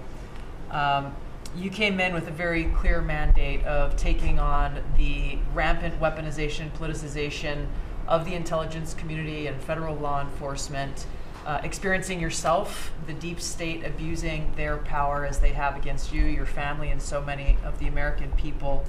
Bring out accountability truly for those who have abused their power, making sure that the intelligence community is supporting your efforts in keeping the American people safe, secure, and free, and being the president of peace. I'm grateful to be in this position as your Director of National Intelligence to support you in these efforts, and I'll cover very briefly what we've done over the last year under your leadership and what we look forward to continuing to focus on next year. First of all, under your leadership, again, we've taken on a historic effort for transparency, declassification, and exposing these abuses of power by these deep state actors. We've declassified over 500,000 documents, many of which had never been seen before by the American people, put them online to bring about this level of transparency. We formed a weaponization working group, again, to be able to go after a lot of these abuses of power that have never seen the light of day, to support the accountability that under Pam Bondi's leadership in the Department of Justice is coming about. Secondly, bring about reform to the intelligence community to make sure that we have the most effective and efficient and focused workforce that's really working on bringing about the priorities you have laid out in ensuring our country's security. And lastly, Mr. President, working with many of our partners here around the table is going after these domestic threats. We have threats coming from both Islamist ideology as well as Islamist terrorists, foreign terrorist organizations, and those who seek to do harm to the American people, many of whom were let in across our borders under the previous administration. We are focused on these tasks and this imperative for the American people, and just appreciate your leadership, Mr. President, in empowering us to be able to conduct this service. Merry Christmas. Thank you very much. Thank you. Merry Christmas. Merry Christmas. Say it loud and clear. Lee? Mr. President, your team at the Trump EPA has been crushing it all year to fix the big mess that we inherited and deliver amazing results for the American people. I've had the opportunity to visit all 50 states since confirmation earlier this year, and to hear from real people where they meet, where they live, and to bring their great ideas and their asks back to us to be able to deliver for them. At the Trump EPA, we have proven that you can both protect the environment and grow the economy. On the environmental front, since you were sworn in earlier this year, we have averaged a big environmental accomplishment every single day. On the 100th day, the 200th day, the 300th day of your presidency, each time we released a list of our top 100 environmental accomplishments. That has included a historic LA wildfire cleanup that you ordered us to complete in record time, which we did, and the Army Corps, under the leadership of our great Secretary of War, did their part as well. The federal government completely did all of the work needed to allow these residents and businesses to be able to rebuild, but poor leadership at the local and state level, unfortunately, is still resulting in these property owners unable to rebuild, and it's wrong. We also were able to reach an agreement with Mexico to be able to implement a plan to permanently end a decades-old raw sewage crisis on the southern border with Mexico. And Secretary Rubio and his team, Chris Landau, Ambassador Johnson, they've been amazing to get that done. On the deregulatory front, we have proudly launched a massive blitz that amounts to the largest deregulatory effort by any agency in the history of the United States. To put some perspective on it, in 1 year, at one agency, we will do more deregulation than entire presidencies have done across all agencies. It's incredible. You could go back across 4-year terms, 8-year terms. You've never seen this much deregulation. One agency, 1 year. In fact, when finalized, the proposed rescission of the 2009 Obama EPA endangerment finding amounts to the largest deregulatory action in the history of the United States of America.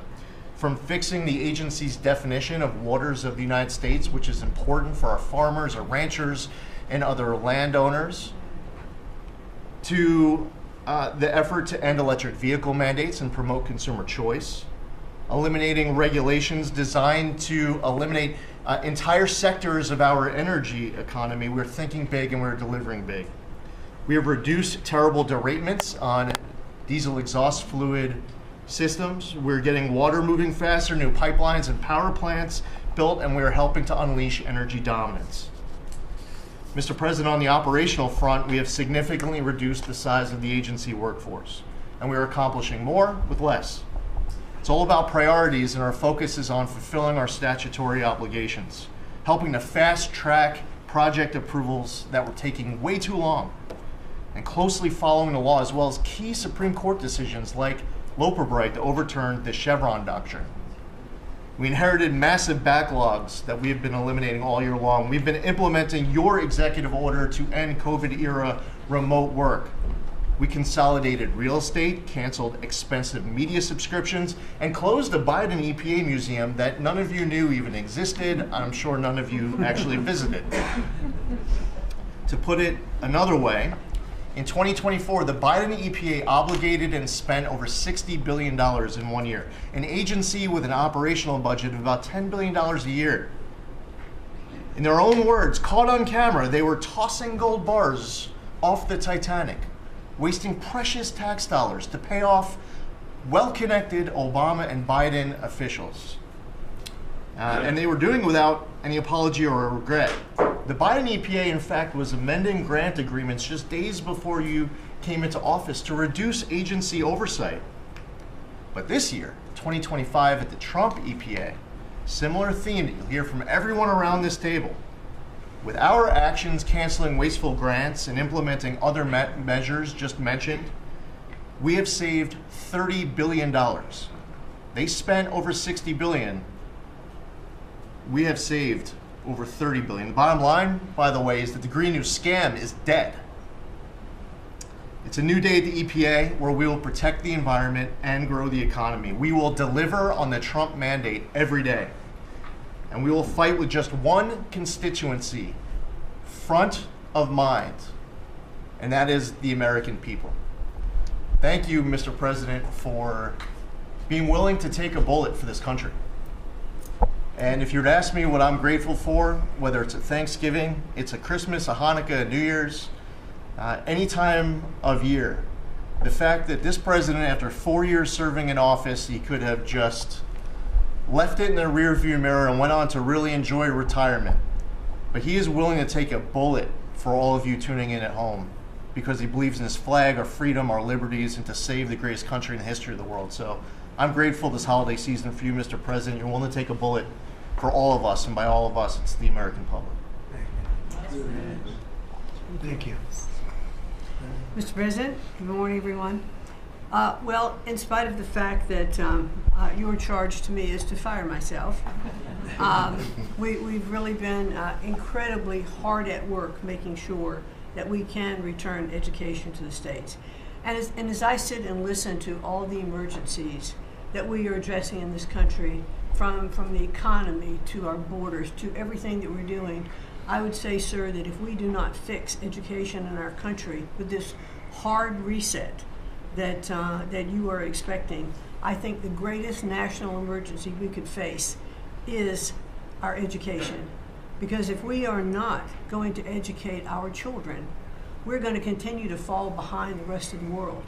When there are only 30% of 12th graders, 8th graders, and 4th graders that can read at proficiency level, that is an incredibly harsh statement to make about our country. And you told me when you first were elected president and you looked at, I think, right after you took office, the first NAEP scores, which is the Nation's Report Card, came out and showed how far down we were in educational proficiency in our country. And not only the NAEP scores, but the international scores as well, showed us about third from the bottom. You told me you were not only embarrassed, but you were angry about this and that we had to do something to change this in our country. And we took a hard look at it, and you absolutely said the bureaucracy of education in Washington is keeping its thumb on preventing growth, what we should have, because it's best handled at the state level. Letting states put their programs in place, and some states are going to do it a lot better than others. But it's not going to happen from Washington, D.C. And when I hear things like, well, with no disrespect to any other country in the world that have really great programs, Germany, Sweden, Norway, I hear about this all the time. Point of fact is, they're this big. The United States is this big. We can't do it from Washington, D.C. It has to be done at the state level. So what we've been doing, as Lori brought up, Secretary of Labor brought up, we have a great working relationship. We have already signed and implemented one MOU or interagency agreement to handle the WIOA program and the Perkins grants to make sure it works. I call these, these are programs, pilot programs that we're putting out there. And if these are going to work, we will be able to permanently transfer these programs to other agencies. They're working like a charm. We've taken some of our best people in education. It still operates under the budget of the Department of Education and under the management of the Department of Education, but working with Lori's personnel. And when I hear pushback on that to say, well, how can this possibly work to take education and put it in labor? Let's be efficient. One example, in order to draw down on a lot of the grants that they were helping us with, we're using their grant system. The grant system at the Department of Education is like held together with bubble gum and rubber bands. And it did not interact with any other agency. Now we have this really smooth operation already in labor. So that has prompted us to sign also other interagency agreements, 2 more with labor, 1 with HHS, 1 with the Department of State, and we'll be moving other programs, but these are proof of concept. Let's make sure they're working and working smoothly before we ask Congress to codify these permanent moves. So that's kind of in the world of K through 12, what we're looking at right now, but in the world of higher education, as Attorney General Bondi mentioned, we've been working really very hard to make sure that we've got anti-Semitism and DEI out of our universities, and put some pretty stiff fines on, worked some good deals. I've enjoyed working with Harmeet, who is just an incredible negotiator. So we're bringing all of that to bear as well. So I can say, sir, that we are moving to return education to the states and to bring the level of education back up, making sure our students can read by reintroducing the science of reading in schools. And going into next year, I can honestly say we've got a lean, mean machine operating at the Department of Education. There's only half the workforce when we started, and we're more efficient, and I think we're going to see better results as we move into next year. So thank you for this incredible opportunity. Thank you very much. Thank you, Mr. President, during this holiday season for empowering us, HHS, me, Dr. McCary, Jay Bhattacharya, and Dr. Oz, to change the trajectory of this agency towards public health in a way from the tradition of serving the mercantile interests of the medical industrial complex and the big pharmaceutical companies. 2 weeks ago, we ended, under your leadership, a 20-year war on women by removing the black box warnings from hormone replacement therapy. The medical cartel was telling women that hormone replacement therapy during menopause was dangerous for them. In fact, here's what the science said. It diminishes the risk of fatal heart attacks by 25%, cardiac disease by 50%, Alzheimer's by 35%, bone fractures by 50 to 60%. It improves appetite, it improves sleep, it improves energy, it improves happiness. There are tens of millions of women in this country who have been deprived of that therapy because of just scientific malpractice by the medical cartel. We are now remedying that, and this remedy will now be available to all women who want it during one of the most difficult transitions of their lives. MFN is one of our greatest accomplishments. It would not have happened without you. You were the only person who believed in it. You drove us to get it done. We've now made agreements with the 5 biggest pharmaceutical companies. We have 12 more in the lineup to make agreements. By the time this administration leaves office, 95% of the drugs in this country we will have the lowest prices of any nation in the developed world. Americans are already getting the benefits from these. These companies are already lowering these prices dramatically, as you've noticed. And then this week, Howard at Department of Commerce and Jameson at the U.S. Trade Representative made a bargain with Great Britain to raise their drug prices in conformance with your promise that the Europeans would raise theirs to counterbalance us lowering ours, and therefore we would keep intact the ecosystem of innovation and protect innovation. So congratulations on that, Mr. President. When you first asked me to take this job, one of the first contacts we made was with a leading health economics professor at Harvard. And we asked him what's the one innovation that we could do that would most dramatically improve the health care experience for the average American. And he said there's no contest, it's to get rid of prior authorization. Thanks to your leadership, we were able to convene the largest insurance companies in this country and do something that every administration, every Congress has promised for the past 30 years. We actually got it done. We convened the insurance companies representing 280 million Americans and got them to agree, most of them by January of 2026, for 2 months from now, to remove prior authorization for most of their procedures, for all the procedures we want them removed from. And that means that American patients at the point of care will be able to get an answer immediately. If your doctor says you need knee surgery, you will know before you leave that doctor's office whether your insurance company will pay for it or not. Similarly, healthcare records, the tech industry has refused to share healthcare records. You asked us to change that. We convened the 60 biggest tech companies at a conference that you presided over about 2 months ago. We now did a secondary conference, which 400 leading companies have all come in and agreed to remove any kind of blockages where individual Americans can get their own health care. Americans own their health care records, yet they were not able to access them. And if you lived in New Jersey and you moved to Oregon and you got injured, you went to a hospital, you would have to spend maybe 45 minutes filling out forms on a clipboard because your doctors there could not get your healthcare records. They couldn't get your blood type, your allergies, all the things that they ought to know immediately so they can save your life. Now that has all changed, and all these companies now have agreed to remove all the blocks on sharing healthcare records. Every American will have their healthcare records available on their cell phones.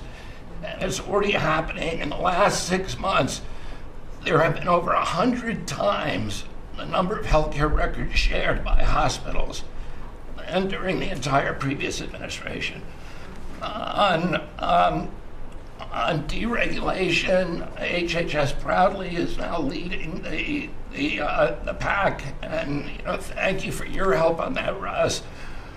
But today we announced the revocation of the nursing home rule, which was overburdening rural areas across this country, Indian reservations, with regulations that were going to destroy the nursing home industry in those communities. And that is going to be a $25 billion savings. Those are some of the things that we're doing because of your leadership. President Trump, thank you so much, and Merry Christmas to you. Thank you, Bob, very much. Great job.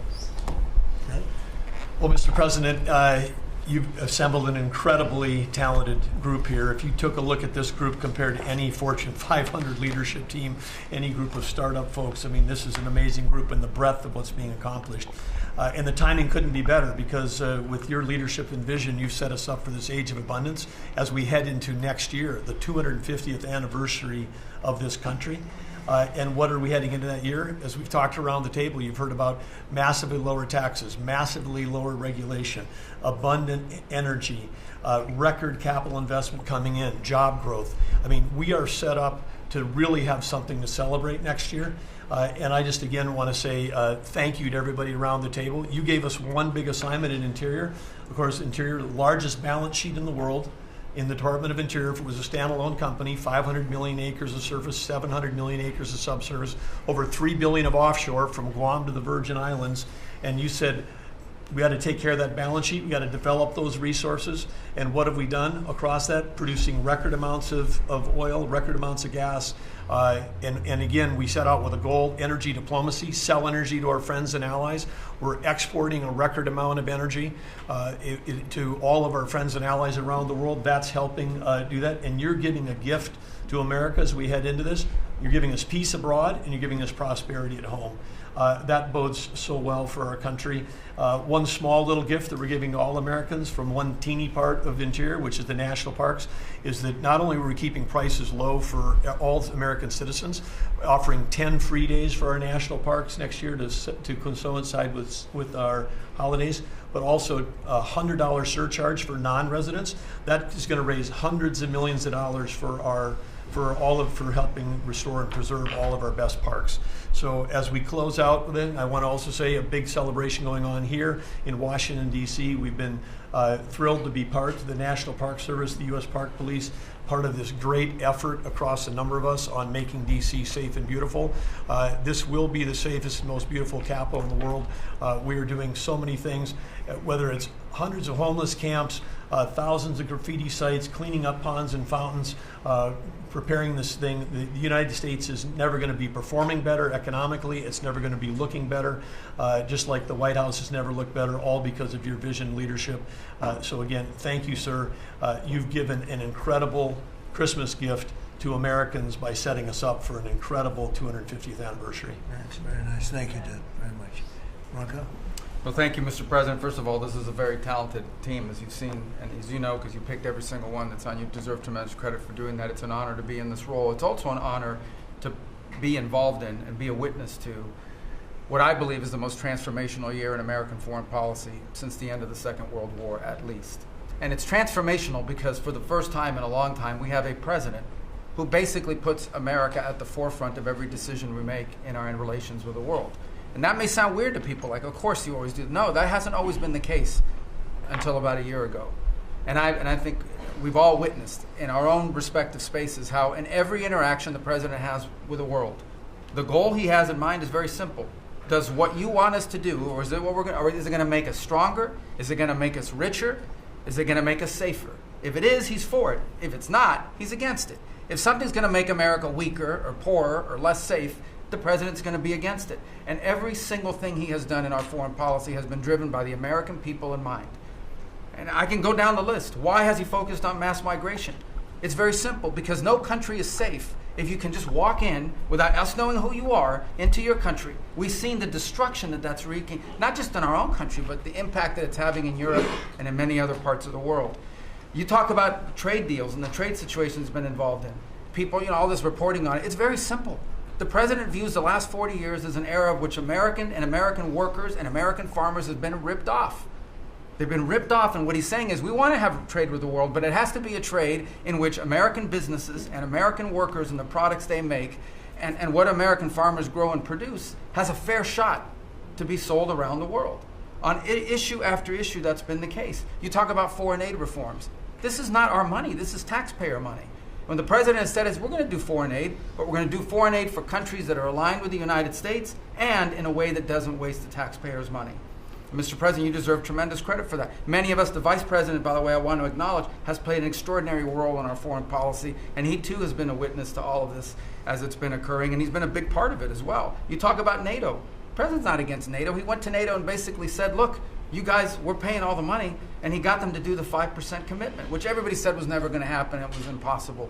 Everything this president does is driven by the American people. Whether you don't have to agree with the actual move, but understand the motivation.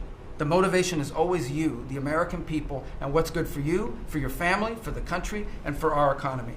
But the president is also committed to peace in a way that all of us have seen. He achieved in Gaza, and he does it, by the way, not just because he hates war and he thinks wars are a waste of money and lives, but because he's the only leader in the world that can. No other leader in the world could have pulled off what happened in Gaza. And I can tell you, I can't get into the details. The Vice President knows what I'm talking about. That deal doesn't happen without the president's direct interaction with the leaders that were involved in this decision making.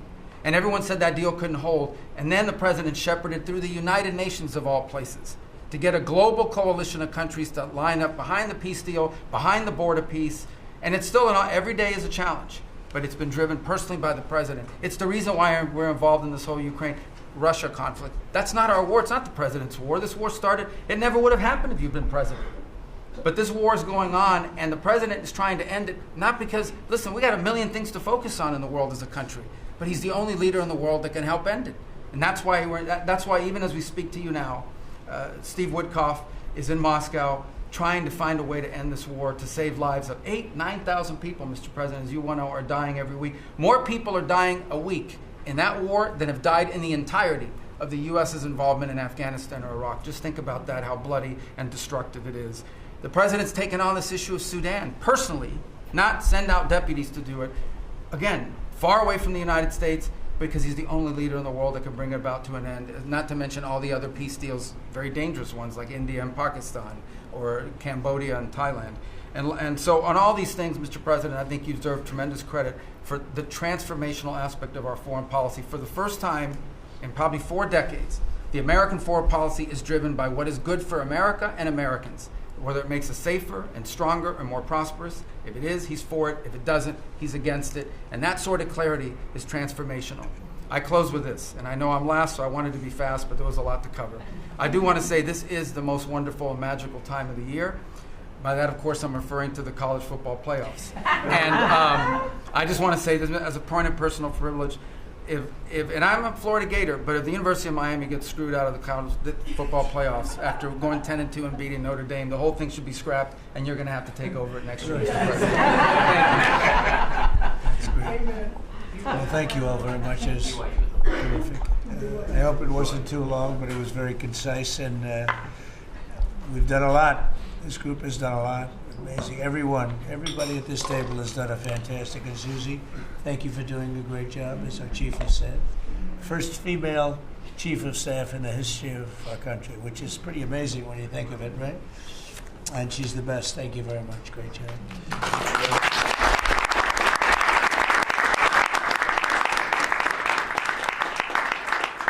So after that, do you want to ask any questions? Mr. President, there's been a lot of speculation about who the next Fed chairman could possibly be. You said you had somebody in mind. Yeah. How many names were you given on the final list? And does that person currently work on the board of the Federal Reserve? Well, I'd say that we probably looked at 10. Then Scott interviewed some people that I didn't know, but he knew.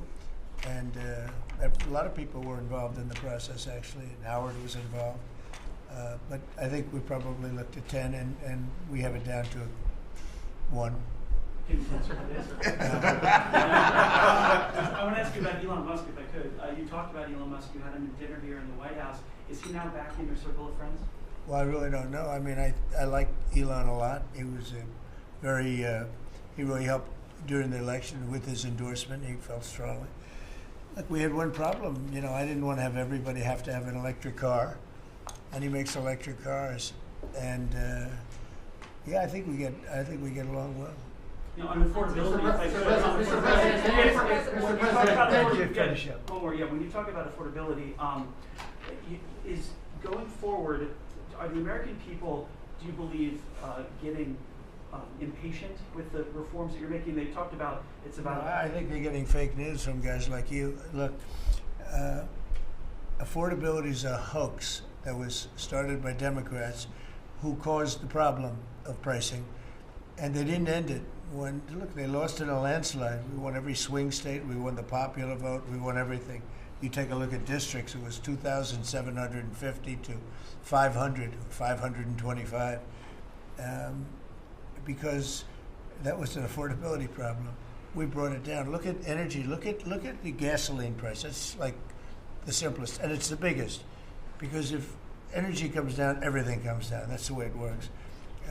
We are going to be at 250. You said 199 in some places in the country, right? You said it. I didn't say it. And they won't check you. They'll check me. So, you know, I like to use your number. 199 a gallon. Unthinkable. If you go back a year and a half ago, it's unthinkable. So, no, we're bringing the prices down, way down. Beef is coming down now. We've done certain magic, and beef is coming down.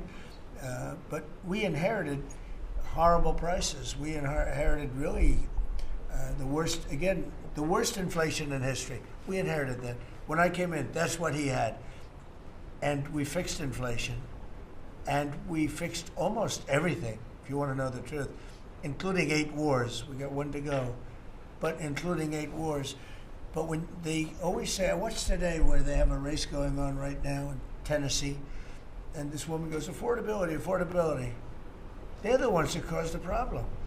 The prices were way high. We're bringing the prices down. But they're like scam artists. You know, they're I call them con men and women. They come out, they say affordability, like, oh, I see prices.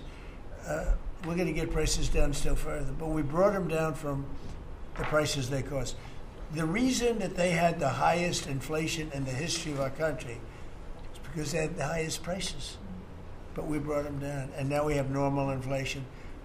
Yeah, please. Mr. President, thank you so much for taking questions. Thank you. Sure. Cabinet.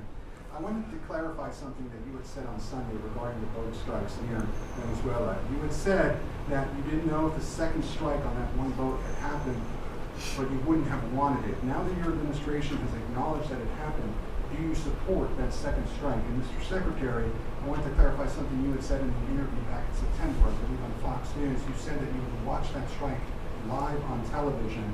In real time, did you know that there were survivors after the initial strike? Well, look, all I know is this. Every boat that you see get blown up, we save 25,000 on average lives, 25,000 lives. They've been sending enough of this horrible fentanyl and other things like cocaine and other things, but fentanyl right now is the leader of the pack, to kill our entire nation, because a little speck on the head of a pin can kill somebody.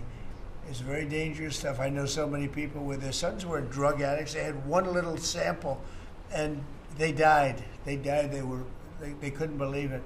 As far as the attack is concerned, I still haven't gotten a lot of information because I rely on Pete. But to me, it was an attack. It wasn't one strike, two strikes, three strikes.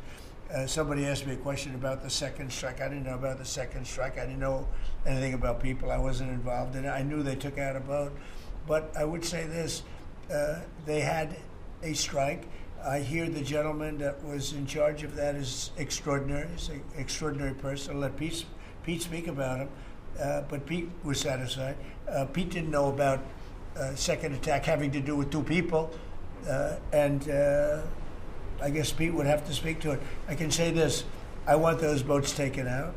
And if we have to, we'll attack on land also, just like we attack on sea. And there's very little coming in by sea. I think we've knocked out over 90% of it. There's very little, and I understand that.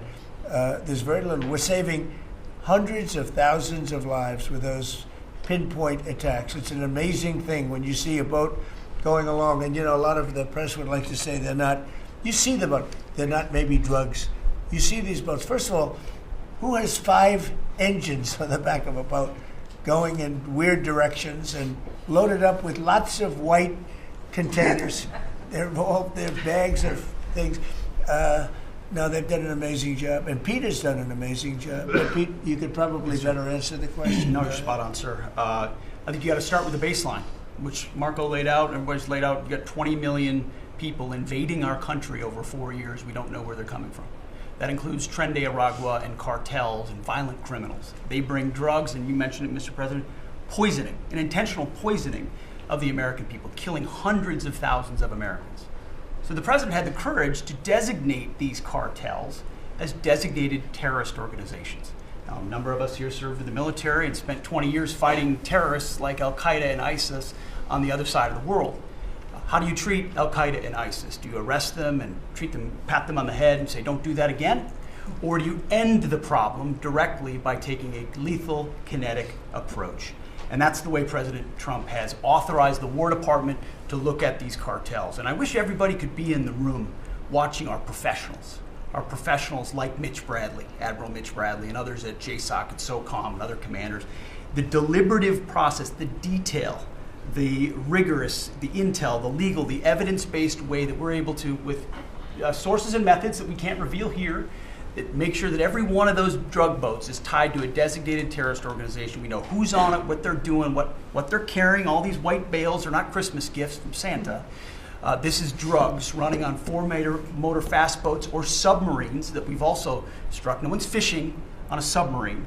And I have empowered them to make that call. Now, the first couple of strikes, as any leader would want, you want to own that responsibility. So I said, I'm going to be the one to make the call after getting all the information and make sure it's the right strike. That was September 2nd. There's a lot of intelligence that goes into that, building that case and understanding that, a lot of people providing information. I watched that first strike live. As you can imagine, at the Department of War, we got a lot of things to do.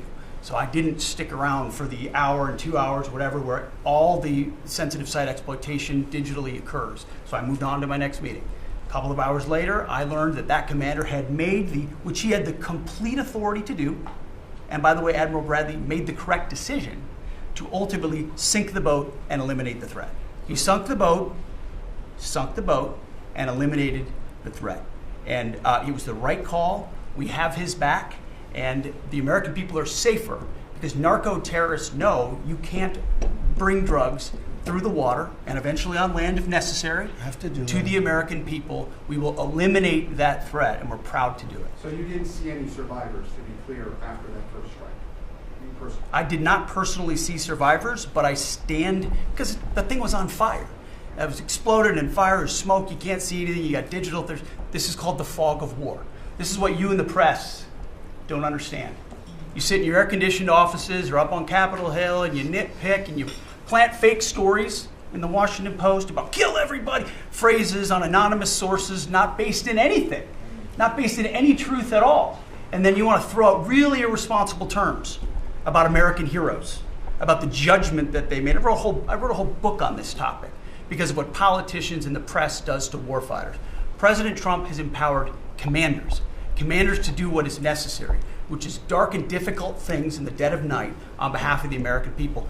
We support them, and we will stop the poisoning of the American people. And Mr. Secretary, on the second strike, you said it happened more than an hour after the first strike? I couldn't tell you the exact amount of time. Minutes, or you had left the room? I already stated my answer quite clearly. So remember this, we lost last year, I think it was more than that, but people don't like saying it because they always said 100,000, 115,000, numbers we've been hearing for years. So we lost last year more than 200,000 people, dead people, ruined families beyond the 200,000. And those 200,000, that family will never be the same. But these people have killed over 200,000 people, actually killed over 200,000 people last year. And those numbers are down. Those numbers are down. They're way down. And they're down because we're doing these strikes, and we're going to start doing those strikes on land, too. The land is much easier. It's much easier. And we know the routes they take. We know everything about them. We know where they live. We know where the bad ones live. And we're going to start that very soon, too. Mr. President, thank you so much, Mr. President. And you know what? When we start that, we're going to drive those numbers down so low. And then you're going to have families be able to live without the fear of their son or daughter just having a pill to have a little fun and ending up dying within a period of 60 seconds, right? No, we're not going to let that happen. We're not going to let it continue to happen. What Biden did to this country by allowing all these people, and I call them animals in many cases, I think they're animals, to come into our country and destroy our country and let all those drugs pour in. Let people just walk across the border like it was nothing. You look at them, a lot of them, you say, oh, let's not discriminate. I'm not talking about color. I'm just talking about you look into the eyes of some of these people. We're smart. And you see a killer. Come on in. Just come on in. 11,888 murderers. Many of them committed more than one murder. He allowed them into our country, totally unvetted, totally unchecked. But he also allowed drugs to come in at record numbers. And hundreds of thousands of people a year died. And we're taking those son of a bitches out, Thank you so much, Mr. President, for taking your questions. I think this is the most transparent administration I've ever seen. I'm impressed by these people. I'll tell you, how strong are you? You've been holding it for 2 hours. There are very few physically. There are very few people who could do it. I'm very proud of you. I have no idea who you are, but you're strong. Thank you, Mr. President. Mr. President, last week, militia groups in Iraq attacked the Christian region's gas field, the largest gas field, which even the U.S. companies invested in the energy sector in the Christian region. And the Christian Prime Minister requested the United States to provide them some sorts of means and defense systems in defending their civilian infrastructure and U.S. investment in the Christian region. Are you willing to providing them the support? And if I had this question, tomorrow the United States is going to open and inaugurate. Can you speak louder? Yeah, of course. Is that possible? You're the most gentle, beautiful voice. You're a gentle person. Go ahead. Just take fewer words and louder. Yeah, sure. I repeat my first question. Last week, the Iraqi militia groups attacked one of the largest gas fields in the Christian region of Iraq, which even the U.S. companies have invested in these gas fields. Yeah. And then, are you from Iraq? I'm from Kurdistan, Iraqi Kurdistan. Okay. Yeah. I'm working for Ruda Media Network. And the Kurdistan region prime minister, he requested the United States to providing them some sort of defense system to defending these gas fields and U.S. investment in the Kurdistan region. Are you willing to helping them? Well, we'll look at it. I heard about it, and I'm hearing about it more now, frankly. It wasn't at the top of my list. It's a very unusual question, I think, but I assumed you're from the area, and to you it's a very important question, and to me it is also, because people are being killed. I will say this, Iraq has been much different in terms of us than they were prior to us taking out the nuclear capability of Iran. You know, Iran has gone down many, many steps in terms of its fear factor. They were the bully of the Middle East, and they're really not the bully of the Middle East anymore. And Iraq was being bullied by Iran. You know, we had a president that thought it was brilliant to blow them up, and they blew them up, and all of a sudden, instead of having a power that was basically equal to Iran, they had Iran ruling the Middle East for a long period of time. But Iraq, from the day we hit them with those B-2 bombers and knocked out and obliterated, because CNN said, well, maybe it wasn't total obliteration. Well, it turned out it was totally obliteration. It was every single one of those missiles hit its target. It was actually amazing, but it was wiped out, totally wiped out. I will tell you, Iraq has been a much friendlier place. They talk to us. The Prime Minister actually nominated me along with about 78 other countries for the Nobel Prize. I'm the only one that was nominated by almost 100 countries that didn't get it. But that's okay. But I saved a lot of lives. But Iraq nominated us for the Nobel Prize, and that was a great honor. You know, we didn't expect that from Iraq. Iraq has been a much different place since the taking out of Iran the nuclear capability. Yeah, let's get to another question. The meeting. Here we go. This guy's a beauty. Secretary Rubio mentioned the meetings ongoing in Russia today. Do you have any update from Mr. Wickoff or Mr. Kushner on that? No update, because I've been spending too much time with you. I mean, we're spending a lot of time in here. We wanted to do this you talk about being open and transparent. This has to be the most transparent administration in history. We spent a lot of time answering your questions and giving you a lot of good results. I mean, I think everybody here gave you good results. But no, I don't. I will have after I leave here. But do you hope for a breakthrough, or is it not quite at that stage? I don't know. Look, I don't know. All I can tell you is that we're trying very hard to save 25 to 30,000 people, mostly men, mostly soldiers, every month. 25,000 to 30,000 soldiers. It's impossible. That's half a stadium. Take a big football stadium.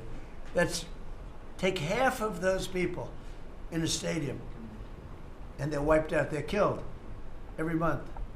It's crazy. That war is crazy. And it would have never happened with me, and it didn't happen for 4 years. You just mentioned such potential land strikes. Can you elaborate anything on that? Are you talking Yeah, about I'll elaborate. If they come in through a certain country or any country, or if we think they're building mills for whether it's fentanyl or cocaine. I hear Colombia, the country of Colombia, is making cocaine. They have cocaine manufacturing plants, okay? And then they sell us their cocaine. We appreciate that very much. But yeah, anybody that's doing that and selling it into our country is subject to attack. So not necessarily just Venezuela? No, not just Venezuela, no. Venezuela's been very bad. Venezuela's been really bad in something else, probably worse than most, but a lot of other people do it too. They would send murderers into our country. They would empty their jails into our country. They sent people into our country that we don't want. They sent their drug dealers and their drug people into our country. They sent people from their mental institutions into our country, and we're getting them out. That was bad. That was real bad. And they also sent drugs. Yeah. I'm Tim Walz, Mr. President. Do you think he should resign over the fraud scandal in his state? That who should? Tim Walz. Over the fraud scandal in his state. Look, I think the man's a grossly incompetent man.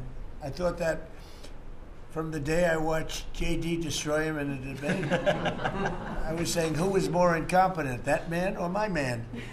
I had a man and he had a man. They were both incompetent, and I had a man and a woman. I thought she was very incompetent too, but now she's leading the field, and I think she's leading the field in this for the nomination. Anyway, look, that's up to them. That's up to the Democrats. You know, the problem with them is they have really bad policy. And I'm not going to say what it is because I don't want them to change it necessarily because I want to run against it, whether it's not going to be me, it's going to be somebody that's going to probably sitting at this table. Could be a couple of people sitting at this table. Could be a couple of people running together sitting at this table, you know. But I want them to win because we've done a great job for this country, and I want that to be carried forward. And you know, I think we have a tremendous bench, really a tremendous bench.